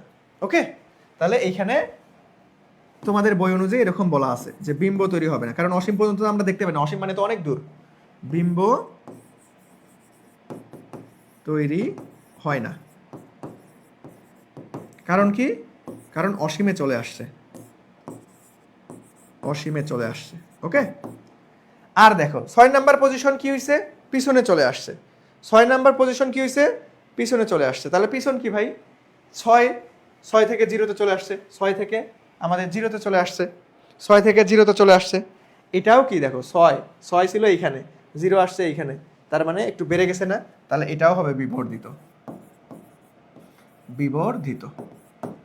বুঝছো, বলো বুঝছো ভাইয়া, বুঝছো? আমি লাস্টে আবার সামারি করে দেবো, প্যারা নাই, আবার সামারি করে দেবো। যারা যারা যারা একটু বুঝতে অসুবিধা হচ্ছে আমার কথা জাস্ট খালি শোনো, আমি পুরোটা আবার সামারি করে দেবো। দেখো আমি ধরো আলটিমেটলি অনেক বড় একটা জিনিস, অনেক বড় একটা জিনিস খুব সহজে বুঝাচ্ছি, এতটুকু মাথায় রাখলেই চলবে ইনশাল্লাহ। ওকে, এখন আসো যে ভাইয়া কোনটা বাস্তব কোনটা অবাস্তব, কোনটা বাস্তব কোনটা অবাস্তব। ঠিক আছে, কোনটা বাস্তব কোনটা অবাস্তব। দেখো আমরা বাস্তব অবাস্তব কিভাবে জানি পাইলাম, যে ভাইয়া আলোটা যেদিকে প্রতিফলন হয় আমাদের হচ্ছে আপতিত হয় এবং যেদিকে স্বাভাবিকভাবে প্রতিফলিত হয় সেটাকে আমরা পজিটিভ ধরি, তাই না? তাহলে এখানে আমাদের স্বাভাবিক সাইড কোনটা, স্বাভাবিক সাইড এটা না, স্বাভাবিক সাইড এটা না ভাইয়া। দেখো আপতিত হবে আবার প্রতিফলিত চলে আসবে, তাহলে স্বাভাবিক সাইড হচ্ছে এটা, তাহলে এটা হচ্ছে পজিটিভ সাইড। আর এটা কি আসবে, এটা হচ্ছে নেগেটিভ সাইড। এটা কি আসবে, এটা নেগেটিভ সাইড। তাহলে এই দিকের সবগুলাই কিন্তু বাস্তব আর ওই দিকের সবগুলা অবাস্তব। তাহলে বাস্তব, তাহলে বাস্তব কতটুকু হবে দেখো, এই যে ভাইয়া বাস্তব দেখো 6 পর্যন্ত আসবে, 6টা যেহেতু এইদিকে চলে গেছে তাহলে এটা অবাস্তব। তার মানে 1 থেকে 5 পর্যন্ত দেখো আমাদের এই যে 1 থেকে 5 পর্যন্ত, 1 থেকে 5 পর্যন্ত এই কন্ডিশনগুলো সব বাস্তবের আন্ডারে পড়তেছে, পজিটিভ সাইড। এটা কন্ডিশনটা কি বাস্তব হচ্ছে। আর বাস্তব হইলে কি হয় বাবা, অলওয়েজ মনে রাখবা বাস্তব হইলেই উল্টা, বাস্তব হইলে উল্টা, বাস্তব হইলে উল্টা। আর এই যে একটা, এই একটা মাত্র কিসে চলে আসছে, নেগেটিভ সাইডে চলে আসছে, তাহলে এইটা হচ্ছে অবাস্তব, এটা হচ্ছে অবাস্তব। আর অবাস্তব মানেই হচ্ছে সোজা, অবাস্তব মানেই হচ্ছে সোজা, অবাস্তব মানেই হচ্ছে সোজা, অবাস্তব মানেই হচ্ছে সোজা। শেষ, শেষ। আমাদের এইখানকার সকল পজিশন, কখন খর্বিত কখন বিবর্ধিত, কখন আমাদের বাস্তব কখন অবাস্তব, কখন কোন জায়গায় প্রতিবিম্ব তৈরি হবে, A to Z আমাদের আলোচনা শেষ। ওকে, A to Z আমাদের আলোচনা শেষ, A to Z আমাদের আলোচনা শেষ, A to Z আমাদের আলোচনা শেষ, A to Z আমাদের ভাইয়া আলোচনা শেষ। ওকে, দেখো আমি একদম খুব সুন্দর মতো আবার সামারি করে দিচ্ছি, যারা বুঝতে পারো নাই তারা দেখো। তাহলে এখানে আমরা কি করছি, প্রথমে আমরা কয়েকটা পয়েন্ট ডিনোট করছি। 1 নাম্বার পয়েন্ট দ্যাট মিন্স অসীম ধরে নিছি, 2 নাম্বার পয়েন্ট বক্রতা এবং অসীমের মধ্যবর্তী একটা পয়েন্ট, 3 নাম্বার পয়েন্ট বক্রতার কেন্দ্র, আবার 4 নাম্বার পয়েন্ট ফোকাস এবং বক্রতার মাঝামাঝি একটা পজিশন, 5 নাম্বার পয়েন্ট প্রধান ফোকাসে, 6 নাম্বার পয়েন্ট মেরু এবং ফোকাসের মাঝামাঝি পজিশন, আর 0 পজিশন এটা ওই সাইডে পিছন সাইডে। ওকে, তারপরে আমরা কি করছি যে ভাইয়া কোনো বস্তুকে যদি 1 নাম্বার পজিশনে রাখি বিম্ব তৈরি করবে 5-এ, এতটুকু মনে রাখতে হবে। দেখো 1 থাকলে 5 হবে, তাহলে 1 নাম্বার পজিশনে রাখলে বিম্ব তৈরি হবে 5-এ, আবার 5 নাম্বার পজিশনে কোনো বস্তু রাখলে বিম্ব তৈরি হবে 1-এ, মানে রিভার্স, এইদিকে যাবে আবার ঘুরে এইদিকে আসবে, রিভার্স। 2 গেলে 4-এ, 4 গেলে 2, আর 3 থাকলে 3-এই প্রতিবিম্ব তৈরি হবে, শেষ। আবার যদি 6-এ রাখি দ্যাট মিনস মেরু এবং প্রধান ফোকাসের মাঝে, তাহলে আমাদের পিছন সাইডে গঠিত হবে। তাহলে এখন দেখো তারপরে এখন আমাদের খর্বিত বিবর্ধিত এটা কেমনে বের করবো আমরা, যে ভাই এই সাইডে উপর সাইডে একটা কার্ভ আকারে রেখা কল্পনা করছি, এই সাইডে উপর সাইডে একটা কার্ভ আকারে রেখা কল্পনা করছি। ওকে, তারপরে দেখো আমরা গ্রাফের ক্ষেত্রে কি উঁচা পয়েন্টকে এটা মান বেশি, যেহেতু এইটা আমরা যদি একদম মেরু প্রধান ফোকাস বলি, সরি আমাদের হচ্ছে প্রধান অক্ষ যদি বলি, তাহলে এইখান থেকে দেখো এতটুকু দূরত্ব বেশি না এতটুকু দূরত্ব বেশি, অবশ্যই এতটুকু দূরত্ব বেশি, তাহলে এটা বড় পয়েন্ট, এটা ছোট পয়েন্ট, এটা আবার বড় পয়েন্ট। ওকে, তাহলে দেখো কোনটার থেকে কোনখানে গেছে? 1 থেকে 5-এ গেছে, তাহলে 1 ছিল এইখানে, 5 আছে এইখানে, তাহলে মান কমে গেছে না? তাহলে খর্বিত হবে, ছোট হবে। আবার যদি উল্টা হয়, 5 থেকে 1-এ গেছে, তাহলে মান ছোট ছিল, বড় হয়ে গেছে, তাহলে বিবর্ধিত হবে। বুঝছো? এই হচ্ছে আমাদের পুরো কনসেপ্টটা, এই হচ্ছে পুরো কনসেপ্টটা। এইখান থেকে এই জিনিসটা তুমি যদি মনে রাখতে পারো, তোমার এইখান থেকে যেমনেই ঘুরায় পেঁচায় প্রশ্ন আসুক না কেন, ইনশাল্লাহ তুমি পারবা। ওকে, বলো বলো, সবাই বলো যে ভাইয়া ক্লিয়ার কি না। সবাই বলো যে ভাইয়া ক্লিয়ার কি না। সবাই বলো যে ভাইয়া ক্লিয়ার কি না। সবাই একটু আমাকে বলো যে ভাইয়া ক্লিয়ার কি না। এখন দেখা মাত্রই তুমি প্রশ্নের উত্তর করতে পারবা। এখন দেখা মাত্রই তুমি প্রশ্নের উত্তর করতে পারবা। এখন দেখা মাত্রই তুমি কি করতে পারবা? প্রশ্নের উত্তর করিতে পারবেন। ওকে, বুঝা গেছে রে? বুঝা গেছে? এই জিনিসটা মনে রাখবা, ইনশাল্লাহ এখান থেকে মাস্ট একটা প্রশ্ন আসবেই। মাস্ট, ইনশাল্লাহ 100% শিওর থাকো, এখান থেকে প্রশ্ন খুবই আসে, স্ট্যান্ডার্ড প্রশ্ন হইলে এখান থেকে আসবেই। 100% ইম্পর্টেন্ট একটা টপিক, 100% ইম্পর্টেন্ট টপিক, অনেক কঠিন। এবং তোমরা অনেক গোজামিল ভাবে মনে রাখো যে এটা ওটা ওটা ওটা। দেখো আমি একদম শর্টে আইনা দিছি, একদম শর্টে আইনে দিছি, ঠিক আছে? একদম শর্টে আইনে দিছি। তাহলে চলো আমরা এখন প্রশ্ন করবো। দেখো এখানে কি বলছে, এখন তোমরা নিজে নিজেই পারবা। এখন তোমাদের পরীক্ষা শুরু হইলো, দেখি কারা কারা কি রকম বুঝলা। অনেকক্ষণ সময় নিয়ে, অনেক সময় নিয়ে অনেক হিবিজিবি একটা অংশ বুঝাই ফেলছি, অনেক সময় নিয়ে অনেক হিবিজিবি একটা অংশ বুঝাই ফেলছি, তাই না? অনেক সময় নিয়ে অনেক হিবিজিবি অংশ একটা বুঝাই ফেলছি। তো এখন এই বিষয়টাকে আমরা কি করব, চলো এখন আমরা অ্যাপ্লাই করতে পারি কিনা দেখি। এই কই গেল? তো দেখো অবতল দর্পণে ফোকাস, অবতল দর্পণে ফোকাস, ফোকাসে একটা বস্তুকে রাখছে। তাহলে ফোকাসে যদি একটা বস্তুকে রাখে, ফোকাসে যদি একটা বস্তুকে রাখে, তাহলে আমাদের কি বস্তু স্থাপন করলে এর বিবর্ধন কিরকম হবে? বিবর্ধনটা কিরকম হবে? ফোকাসে রাখছে। তাহলে চলো একটু মিলাই নেই। তাহলে দেখো আমাদের কি ভাইয়া ফোকাসে রাখছে, কই গেল রে বাবা? ফোকাসে রাখছে, তাহলে ফোকাস, ফোকাস 5 নাম্বার পজিশন। ফোকাসে রাখলে বিম্বটা কি হবে? বিম্বটা এসে 1-এ আসবে। বিবর্ধন কি হবে? অত্যন্ত আমাদের কি হবে? ছোট হবে না বড় হবে? বিবর্ধিত হবে, অত্যন্ত বিবর্ধিত। তাহলে দেখো আমাদের অ্যান্সারটা কি হবে বাবা, বলো তো দেখি। অ্যান্সারটা কি হবে? দ্রুত দ্রুত দ্রুত, অ্যান্সারটা কিরকম হবে বলো? অ্যান্সারটা কিরকম হবে? দেখো ফোকাসে রাখছে, ফোকাসে রাখছে, ফোকাসে রাখছে, ফোকাসে রাখছে, এই যে 5 নাম্বার পয়েন্টে আসছে। 5 নাম্বার পয়েন্টে হলে বিম্ব কোথায় আসে? 1 নাম্বারে। 5 নাম্বারে রাখলে বিম্ব কোথায় আসে? 1 নাম্বারে। 5 নাম্বারে রাখলে বিম্ব কোথায় আসে? 1 নাম্বারে। দ্যাট মিনস 1 নাম্বার মানে কি? অনেক বড় হয়ে গেছে, অত্যন্ত বিবর্ধিত হয়ে যাবে। তাহলে আমাদের রাইট অ্যান্সার হচ্ছে ঘ নাম্বার। রাইট অ্যান্সার হচ্ছে ঘ নাম্বার। রাইট অ্যান্সার হচ্ছে ঘ নাম্বার। বাবা বুঝছো? বুঝছো বাবা? তাহলে চলো এখন এগুলা নিজে নিজেই পারবা, এখন এগুলো নিজে নিজেই পারবা। আসো, অবতল দর্পণে লক্ষ্যবস্তু প্রধান ফোকাসে রাখছে, লক্ষ্যবস্তু প্রধান ফোকাসে, লক্ষ্যবস্তু প্রধান ফোকাসে। তাহলে মেরুর মধ্যে, লক্ষ্যবস্তু প্রধান ফোকাস ও মেরুর মধ্যে, সরি আরে প্রধান ফোকাস ও মেরুর মধ্যে রাখছে, প্রধান ফোকাস ও মেরুর মধ্যে। মধ্যবর্তী অবস্থান কয়টা আছে? 2টা। একটা হচ্ছে অসীম এবং বক্রতার ব্যাসার্ধের মধ্যবর্তী অবস্থান, আর একটা হচ্ছে বক্রতার কেন্দ্র এবং প্রধান ফোকাসের মধ্যবর্তী অবস্থান। এই দুইটা হচ্ছে মধ্যবর্তী অবস্থান। তাহলে দেখো প্রধান ফোকাস এবং আমাদের মেরুর মধ্যে থাকলে বিম্ব কোথায় গঠন হবে? তাহলে চলো প্রধান ফোকাস এবং মেরুর মধ্যে, প্রধান ফোকাস এবং মেরুর মধ্যে। প্রধান ফোকাস কোথায়? এই যে মেরু কোথায়? এইটা প্রধান ফোকাস। দ্যাট মিন 6 থাকলে কি হবে? উল্টা দিকে, পিছনে দিয়ে চলে যাবে, পিছনে চলে যাবে ভাইয়া, পিছনে চলে যাবে। তাহলে দর্পণের কোথায় হবে? দেখো দর্পণের সামনে প্রধান ফোকাসে, দর্পণের পিছনে মেরুতে। প্রধান, দর্পণের পিছনে, দর্পণের পিছনে, দর্পণের কি হবে ভাইয়া? দর্পণের পিছনে। বুঝছো? বুঝছো বুঝছো বুঝছো? দেখো প্রধান ফোকাস এবং মেরুর মধ্যবর্তী থাকলে, প্রধান ফোকাস এবং মেরুর মধ্যবর্তী কোথায়? এই যে 6 নাম্বার পয়েন্টটা, প্রধান ফোকাস এবং মেরুর মধ্যবর্তী পয়েন্ট। বিম্ব কোথায় হবে? পিছনে। বিম্ব কোথায় হবে? পিছনে। বিম্ব কোথায় হবে? পিছনে। একটা টেকনিক দিয়ে সবকিছু পেরে যাবা, একটা টেকনিক দিয়ে সবকিছু পেরে যাবে ইনশাল্লাহ। আসো এখন এটা আমাকে বলো, এটা আমাকে বলো, যশোর বোর্ড 2023-এ আসা প্রশ্ন। এখন দেখা মাত্র সবকিছু উত্তর করতে পারবা। দেখো অবতল দর্পণে অবাস্তব প্রতিবিম্ব পেতে, অবতল দর্পণে অবাস্তব প্রতিবিম্ব পেতে, প্রতিবিম্ব অবাস্তব প্রতিবিম্ব পেতে, তাহলে আমাদের অবাস্তব লাগবে। অবাস্তব প্রতিবিম্ব পেতে হলে লক্ষ্যবস্তুকে কোথায় অবস্থান করতে হবে, কোথায় রাখতে হবে? অবাস্তব মানে কি? অবাস্তব মানে কি ভাইয়া? দেখো একটু আগেই শিখছি। অবাস্তব মানে কি? অবাস্তব মানে এই পিছন সাইড। অবাস্তব মানে কি? পিছন সাইড। অবাস্তব মানে কি? আমাদের পিছন সাইড, তাই না?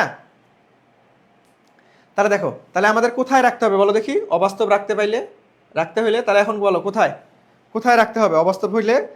তাহলে আমাদের কোথায় রাখতে হবে?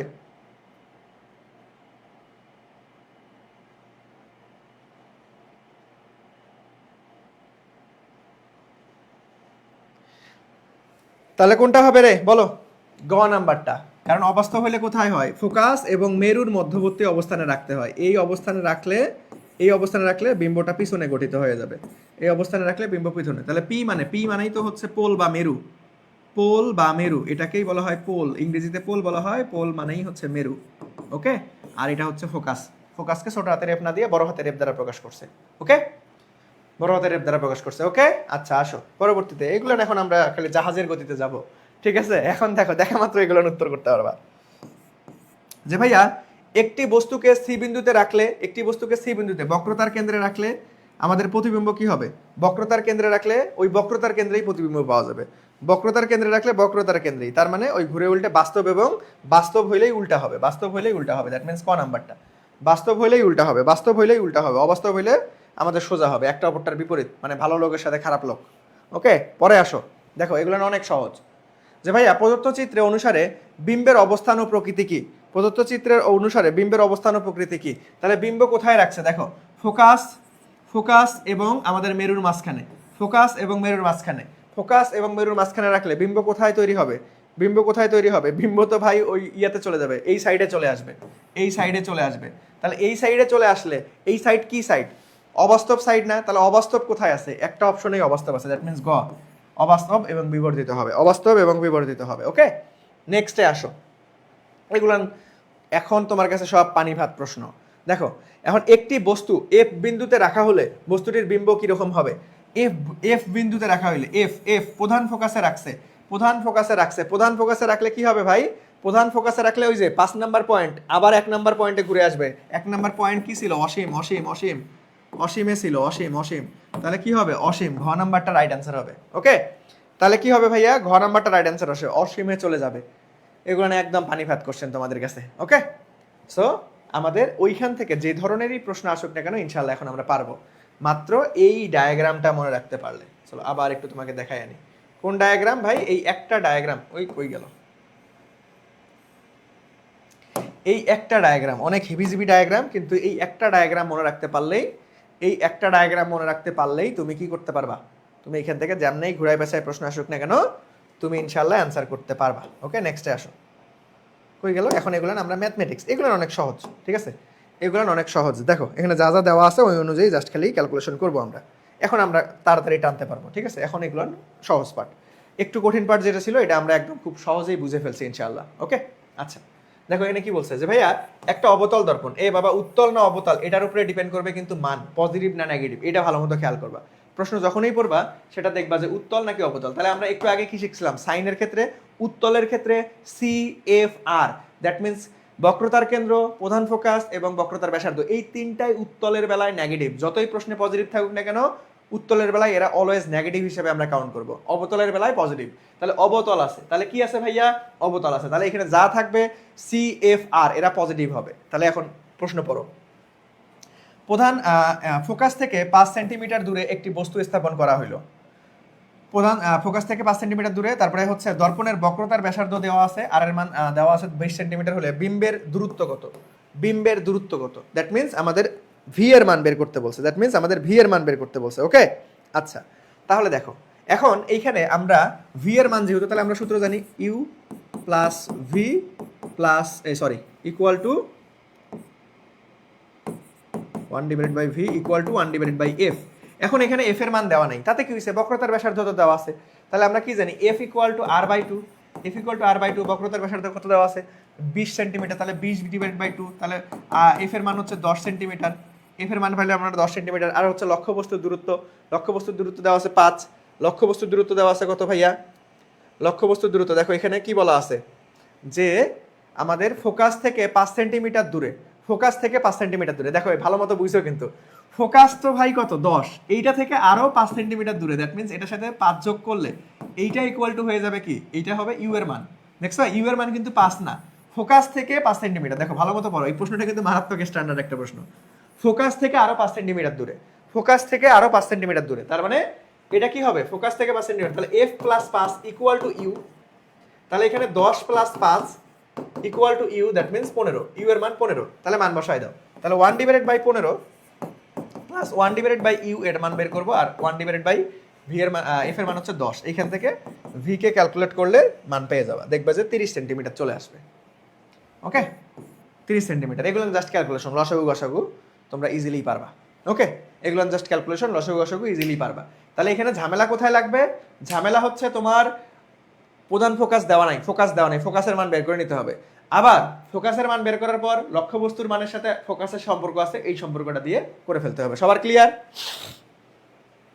সবার ক্লিয়ার ভাইয়া? তাহলে চলো নেক্সটে যাব। এগুলো অনেক সহজ, কিন্তু সবার দেখো এই ধরনের প্রশ্নে তোমাকে খেয়াল রাখতে হবে যে লক্ষ্যবস্তু কোথায় রাখছে, ফোকাস থেকে রাখছে নাকি লক্ষ্যবস্তু এত দূরে আছে, এটা বলা আছে। দেখো ফোকাস থেকে আরো এত দূরে দেওয়া আছে, তার মানে ওটা যোগ করতে হবে। সবার আগে খেয়াল করবা যে উত্তল দর্পণ নাকি অবতল দর্পণ। উত্তল হইলে CFR নেগেটিভ, অবতল হইলে CFR পজিটিভ। ওকে, আচ্ছা নেক্সটে আসো। দেখো কোন লক্ষ্যবস্তুর দৈর্ঘ্য আমাদের ডিরেক্ট সূত্র আছে, ঠিক আছে? ডিরেক্ট বিবর্ধনের সূত্র, সবাই একটু বলো দেখি, এটা তো পারা উচিত সবার। বিবর্ধনের সূত্র, ডিরেক্ট বিবর্ধনের সূত্র। বিবর্ধন মানে কি? বিম্বের দৈর্ঘ্য ডিভাইডেড বাই লক্ষ্যবস্তুর দূরত্ব। বিম্বের দৈর্ঘ্য ডিভাইডেড বাই লক্ষ্যবস্তুর দৈর্ঘ্য। তাহলে আমাদের অ্যান্সার কি হবে? গ নাম্বারটা। বিম্বের দৈর্ঘ্য দেখো, যে বিম্বের দৈর্ঘ্য এল ড্যাশ আছে, তাহলে এল ড্যাশটাই উপরে হবে। এল ড্যাশ বিম্বের দৈর্ঘ্য ডিভাইডেড বাই লক্ষ্যবস্তুর দৈর্ঘ্য, বিম্বের দৈর্ঘ্য ডিভাইডেড বাই লক্ষ্যবস্তুর দৈর্ঘ্য, বিম্বের দৈর্ঘ্য ডিভাইডেড বাই লক্ষ্যবস্তুর দৈর্ঘ্য। ওকে, নেক্সটে আসো। নেক্সট দেখো কি বলছে, যে ভাই একটা অবতল দর্পণের ফোকাস দূরত্ব, ভাই সবার আগে পড়ো অবতল, পাসলাম সব পজিটিভ। ওকে, অবতল দর্পণের ফোকাস দূরত্ব এফ এর মান দেওয়া আছে এত, মেরু হতে বক্রতার কেন্দ্রের দিকে প্রধান অক্ষের উপর 20 সেন্টিমিটার দূরত্বে একটি লক্ষ্যবস্তু রাখা হলে বিবর্ধন কত? বাপরে বাপ, দেখছো এটা একটু বড় প্রশ্ন, বিবর্ধন বের করতে বলছে। তাহলে বিবর্ধনের সূত্র আমরা কি জানি বাবা? বিবর্ধনের সূত্র, যে বিবর্ধনের সূত্র দুইভাবে লেখা যায়, minus V divided by U অথবা modulus V divided by U লেখা যায়। ওকে, তাহলে এখন তোমাকে কি বলা আছে যে ভাইয়া অক্ষের উপর এত দূরে লক্ষ্যবস্তু রাখা আছে, তাহলে লক্ষ্যবস্তু দেওয়া আছে। দেখো লক্ষ্যবস্তুর দূরত্ব কত? লক্ষ্যবস্তুর দূরত্ব হচ্ছে ইউ, দ্যাট মিনস আমাদের 20 সেন্টিমিটার। ভি এর মান দেওয়া নাই, তাহলে ভির মান বের করে নিতে হবে। ফোকাস, দেখো ফোকাস দূরত্ব এফ এর মান দেওয়া আছে, তাহলে আমরা ইজিলি এখান থেকে পারবো না যে ভাইয়া 1 divided by v plus 1 divided by u equal to 1 divided by f. এইখান থেকে আমরা ইউ এর মান জানি, এফ এর মান জানি, তাহলে ভি এর মান বের হয়ে যাবে। তো ক্যালকুলেট করবা, মান বসাই দিয়ে ভি এর মান চলে আসবে। তারপরে আবার এখন তুমি কি করবা? এম এর মান মডুলাস, তাহলে নেগেটিভ বসানো লাগবে না, তাহলে ভি ডিভাইডেড বাই ইউ করে দিবা, যা আসবে সেটাই হচ্ছে অ্যান্সার। ওকে, এগুলো জাস্ট সিম্পল ম্যাথমেটিক্স, তোমরা নিজেরাই করতে পারবা। কিভাবে করবা সেই প্রসেসটা আমি দেখাই দিচ্ছি। ওকে, কিভাবে করবা সেই প্রসেসটা আমি দেখাই দিচ্ছি। ওকে, সো এটাকে ক্যালকুলেশন করে দেখবা যে 1 চলে আসবে অ্যান্সার 1 চলে আসবে। ওকে, এটাকে ক্যালকুলেশন করে দেখবা যে অ্যান্সার 1 চলে আসবে। এটাকে ক্যালকুলেশন করে দেখবা যে 19 অলরেডি যে তোমরা অ্যান্সার করছো, তানহা শাবাশ, আমাদের গ নাম্বার চলে আসবে। ওকে, নেক্সটে আসো। দেখো আর বেশিক্ষণ লাগবে না, আর সামান্য একদম শেষের পর্যায়ে, আর 5 মিনিটের মধ্যেই ক্লাস শেষ হয়ে যাবে। ওকে, একদম লাস্ট পার্টে চলে আসছি আমরা। আর ওই যে সিকিউ এর জন্য বেসিক পার্টগুলো তো পড়াই দিছি, এখন সিকিউ ধরবা, শেষ করে ফেলবা। এখানে ধরে সিকিউ সমাধান করার কিছু নাই। আমরা ম্যাথমেটিক্যাল পার্টগুলো তো দেখাইলাম, গ নাম্বারের পার্টগুলো, ঘ নাম্বারে দেখবা যে ওই যে তোমরা গাইড নিজে পড়লেই বুঝবা, বাংলা ভার্সনে লেখা থাকবে যে কোন পজিশনে থাকলে কোথায় বিম্ব গঠন হবে, সেটা চিত্র দিয়ে আলটিমেটলি ডিনোট করে দেখাইতে হবে, এতটুকুই। ওকে, আচ্ছা দেখো 20 নাম্বারটা কি বলছে, যে ভাই 5 সেন্টিমিটার এর একটি বস্তুকে একটি অবতল আয়নায় সামনে রাখা হলো, এর প্রতিবিম্ব এত সেন্টিমিটার হলে বিবর্ধন কত? ভাই এটা তো অনেক ইজি, যে আমাদের বিবর্ধন আমাদের এল ড্যাশ ডিভাইডেড বাই এল, এটা লক্ষ্যবস্তু, এটা হচ্ছে আমাদের উপরে হচ্ছে আমাদের প্রতিবিম্ব, নিচে হচ্ছে আমাদের লক্ষ্যবস্তু। তাহলে মান বসাই দাও, মান বসাই দিলেই অ্যান্সার চলে আসবে। তাহলে আমাদের কি ভাই, এখানে দেখো, এখানে আমাদের 2 ডিভাইডেড বাই 5 চলে আসতেছে। 2 ডিভাইডেড বাই 5 এটাকে ক্যালকুলেশন করলে আমাদের 0.4, আমাদের ঘ নাম্বারটা রাইট অ্যান্সার। ওকে, খুবই সিম্পল, সহজ একটা প্রশ্ন। ওকে, নেক্সটে আসো। দেখো এই যে কিছু জিনিস আছে তোমাকে মুখস্থ রাখতে হবে, যেমন এইটা কিছু থিওরি টাইপ প্রশ্ন আছে যেটা তোমাকে মনে রাখতে হবে। যে এটা অনেকবার আসছে বোর্ডে, ওকে, নিচের কোনটি উত্তল দর্পণে ব্যবহার করা হয়? দেখি, উত্তল দর্পণ ব্যবহার করা হয়, নিচের কোনটিতে উত্তল দর্পণ ব্যবহার করা হয়? সবাই একটু বলার চেষ্টা করে দেখি যে নিচের কোনটিতে উত্তল দর্পণ ব্যবহার করা হয়? নিচের কোনটিতে উত্তল দর্পণ ব্যবহার করা হয় বলো? নিচের কোনটিতে উত্তল দর্পণ ব্যবহার করা হয়? দেখি কারা কারা পারো। নিচের কোনটিতে উত্তল দর্পণ ব্যবহার করা হয়? নিচের কোনটিতে উত্তল দর্পণ ব্যবহার করা হয়? দেখি কারা কারা পারো। উত্তল দর্পণ, উত্তল, এটা কিন্তু অনেক সহজ। কোনটা হবে রে? এই যে সবাই পারছো যে ভাইয়া এ নাম্বার, হ্যাঁ, গাড়িতে উত্তল দর্পণ ব্যবহার করা হয়। ওকে, সো কিছু জিনিস আছে তোমাকে একটু মনে রাখতে হবে। সো পরের যাই, এইতে আলহামদুলিল্লাহ আমাদের আজকের ক্লাস দ্য ইন্ড। সো সবাই বলেন 100% ক্লিয়ার হয়েছেন কিনা? দেখছো, আমি বললাম না বেশিক্ষণ লাগবে না। আর এই অধ্যায়ের মধ্যে সব থেকে গুরুত্বপূর্ণ বিষয় বা বোঝার বিষয় হচ্ছে আমাদের ওই যে প্রকৃতি, অবস্থান, এগুলা বের করা, এটাই হচ্ছে সব থেকে মারাত্মক ইম্পর্টেন্ট। আর গ নাম্বারে তোমাকে যে বক্রতার ব্যাসার্ধ বের করতে বলুক, অথবা ফোকাস বের করতে বলুক, অথবা বিম্বের দৈর্ঘ্য বের করতে বলুক, লক্ষ্যবস্তু দূরত্ব বের করতে বলুক, যেটাই বের করতে বলুক না কেন, এখানে সব থেকে গুরুত্বপূর্ণ হচ্ছে সাইন, কোথায় পজিটিভ কোথায় নেগেটিভ। প্রত্যেকটা জায়গা আমি একদম ধরে ধরে ভেঙে ভেঙে বুঝাইছি। সবাই আমাকে বলো যে 100% ক্লিয়ার কিনা। এখন সিকিউ হাতে কলমে ধরার দরকার নেই, মানে আমি দেখানোর দরকার নেই, কারণ আমি পুরো বেসিক পড়াই দিছি। এখন তোমরা গাইডের মধ্যে জাস্ট রিডিং পড়লেই বুঝতে পারবা, কারণ আমি প্রত্যেকটা জিনিস তোমাকে দেখাই দিছি। ওকে, যেহেতু রমজান মাস, একটু ঘুমাইতে হবে, কারণ তোমরা আবার সিয়ারিতে উঠবা, খাওয়া দাওয়া করবা।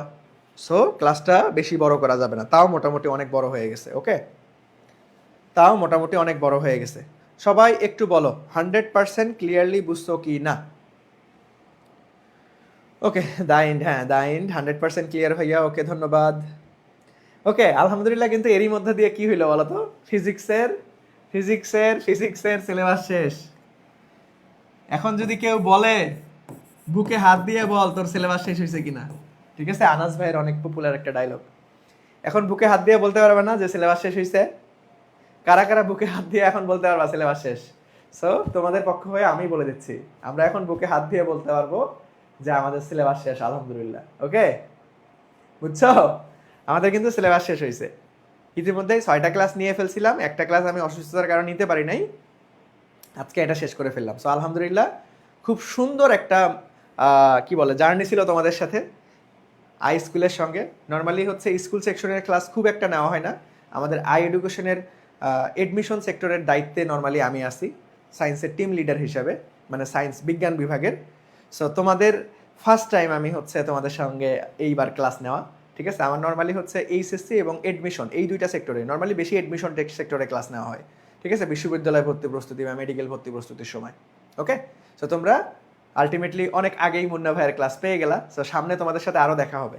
তোমরা যখন ইন্টারমিডিয়েটে উঠবা তখন তোমাদের সাথে রেগুলার দেখা হবে, কারণ আমার স্কুল সেক্টরের থেকে একাডেমিক, অর্থাৎ এইচএসসি একাডেমিক এবং হচ্ছে এডমিশন টেস্টে বেশি ক্লাস নেওয়া হয়। ওকে, সো তোমাদের পরীক্ষার আগে আগে হয়তো আর দেখা হবে, ইনশাল্লাহ দেখা হবে। তোমাদের এসএসসি পরীক্ষার আগে হয়তো দেখা হবে ইনশাল্লাহ। তার পরবর্তীতে যখন ইন্টারে আসবা, ইন্টারে রেগুলারই দেখা হবে। ইন্টারে মুন্না ভাইয়ের ক্লাস ইনশাল্লাহ পাবা তোমরা। ওকে, ইন্টারেই সব থেকে বেশি পাই ক্লাস পোলাপাইন। ওকে, এগুলা কি প্রাইভেট ক্লাস না? এটা সবার জন্য ফ্রি ছিল। এই ক্লাসটা আমরা কোথায় দিব? তোমরা যারা আমাদের এসএসসি 26 ব্যাচের যে কোর্সে যুক্ত আছো, ওই কোর্সেও আমাদের ওয়েবসাইটে এই ক্লাসটা যাবে। ওকে, এই কোর্স ওই কোর্সটা কিন্তু সবার জন্য ফ্রি, কারো কাছ থেকে টাকা নেওয়া হয়নি। সো এই ক্লাসটা ওইখানেও ওয়েবসাইটে খুব সুন্দর মতো সাজানো থাকবে। ওকে, সো আজকে এই পর্যন্তই। তাহলে সবাইকে রমজানের শুভেচ্ছা। সবাই রোজা থাকার চেষ্টা করবা, কারণ তোমরা যথেষ্ট বড় হয়েছো, এখন ইনশাল্লাহ রোজা থাকতে কষ্ট হবে না। রোজা থাকবা, নামাজ পড়বা, এটা অনেক বরকতের মাস। সো আল্লাহর কাছে চাইবা যে একটা ভালো রেজাল্ট যাতে তুমি করতে পারো, পরিশ্রম করবা, লেখাপড়া ঠিকঠাক করবা। আর ইনশাল্লাহ মুন্না ভাইয়ার সাথে দেখা হবে তোমাদের পরীক্ষার আগে, ইনশাল্লাহ দেখা হবে।